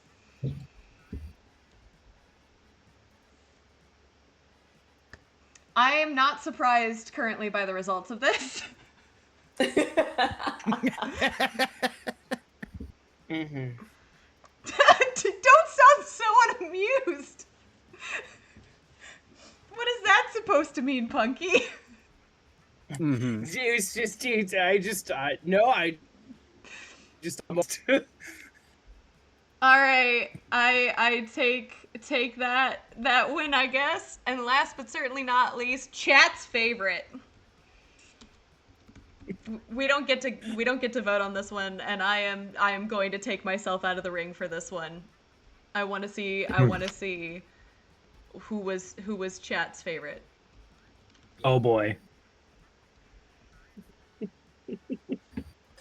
Like, Tabuya, I'm gonna get so many dolls to get shoes for wiring. I mean, I'm sure you could find many at like thrift stores or in a dump, like a garbage dump. I'm The sure you thrift store could. would absolutely have some. Saris, I think I just now finished reprocessing the psychic damage of Barbie shoes. Is what was happening. Like I just resurfaced from being dunked under on that. That's why I made that noise, because I was sitting there thinking about Barbie shoes in drywall. Honestly, such a good tip. Honestly, such a good tip.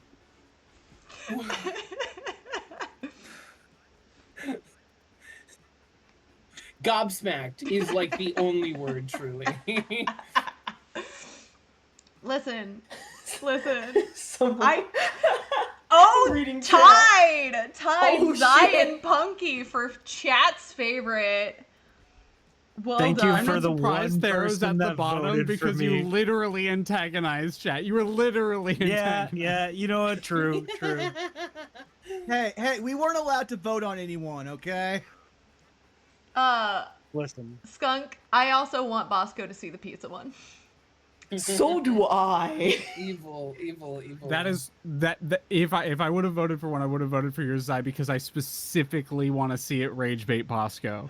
I expect that someone's just gonna DM him, and I'm just gonna get an angry DM like, "Yo, Zai, what the fuck?" Oh no! Man. This was a really good time. Thank you all again for coming. Thank you, chat, for sticking around for almost 4 hours of PowerPoints. Yeah. I really, really appreciate you all. I really, really appreciate you all being here and shooting the shit with me and having a great time. Let's go find somebody to raid. Punky, are you streaming after this? Yeah, we're doing community night. I'm just gonna raid into Punky. Let's do that. Don't feel. Oh, I was about to say don't feel obligated, but I'll take it. Let's do it. Let's do it. There's a raid into Punkies. What should our raid message be? What did you win? Which one did Punky win My again? search history really normal. Yeah. It's really normal. Weird search history. Show us your search history. Yeah, show us your search history. No, you don't want to see that. But we do. No, no, no, no, no, no. No, no, no. No, I no, imagine you no, doing that while you no. just reach over, press incognito mode. All right. Delete history. All right, Opera end white. stream. We'll End of see the you stream. We'll later see y'all on my later. end. Goodbye. Bye-bye. Bye. Bye, folks.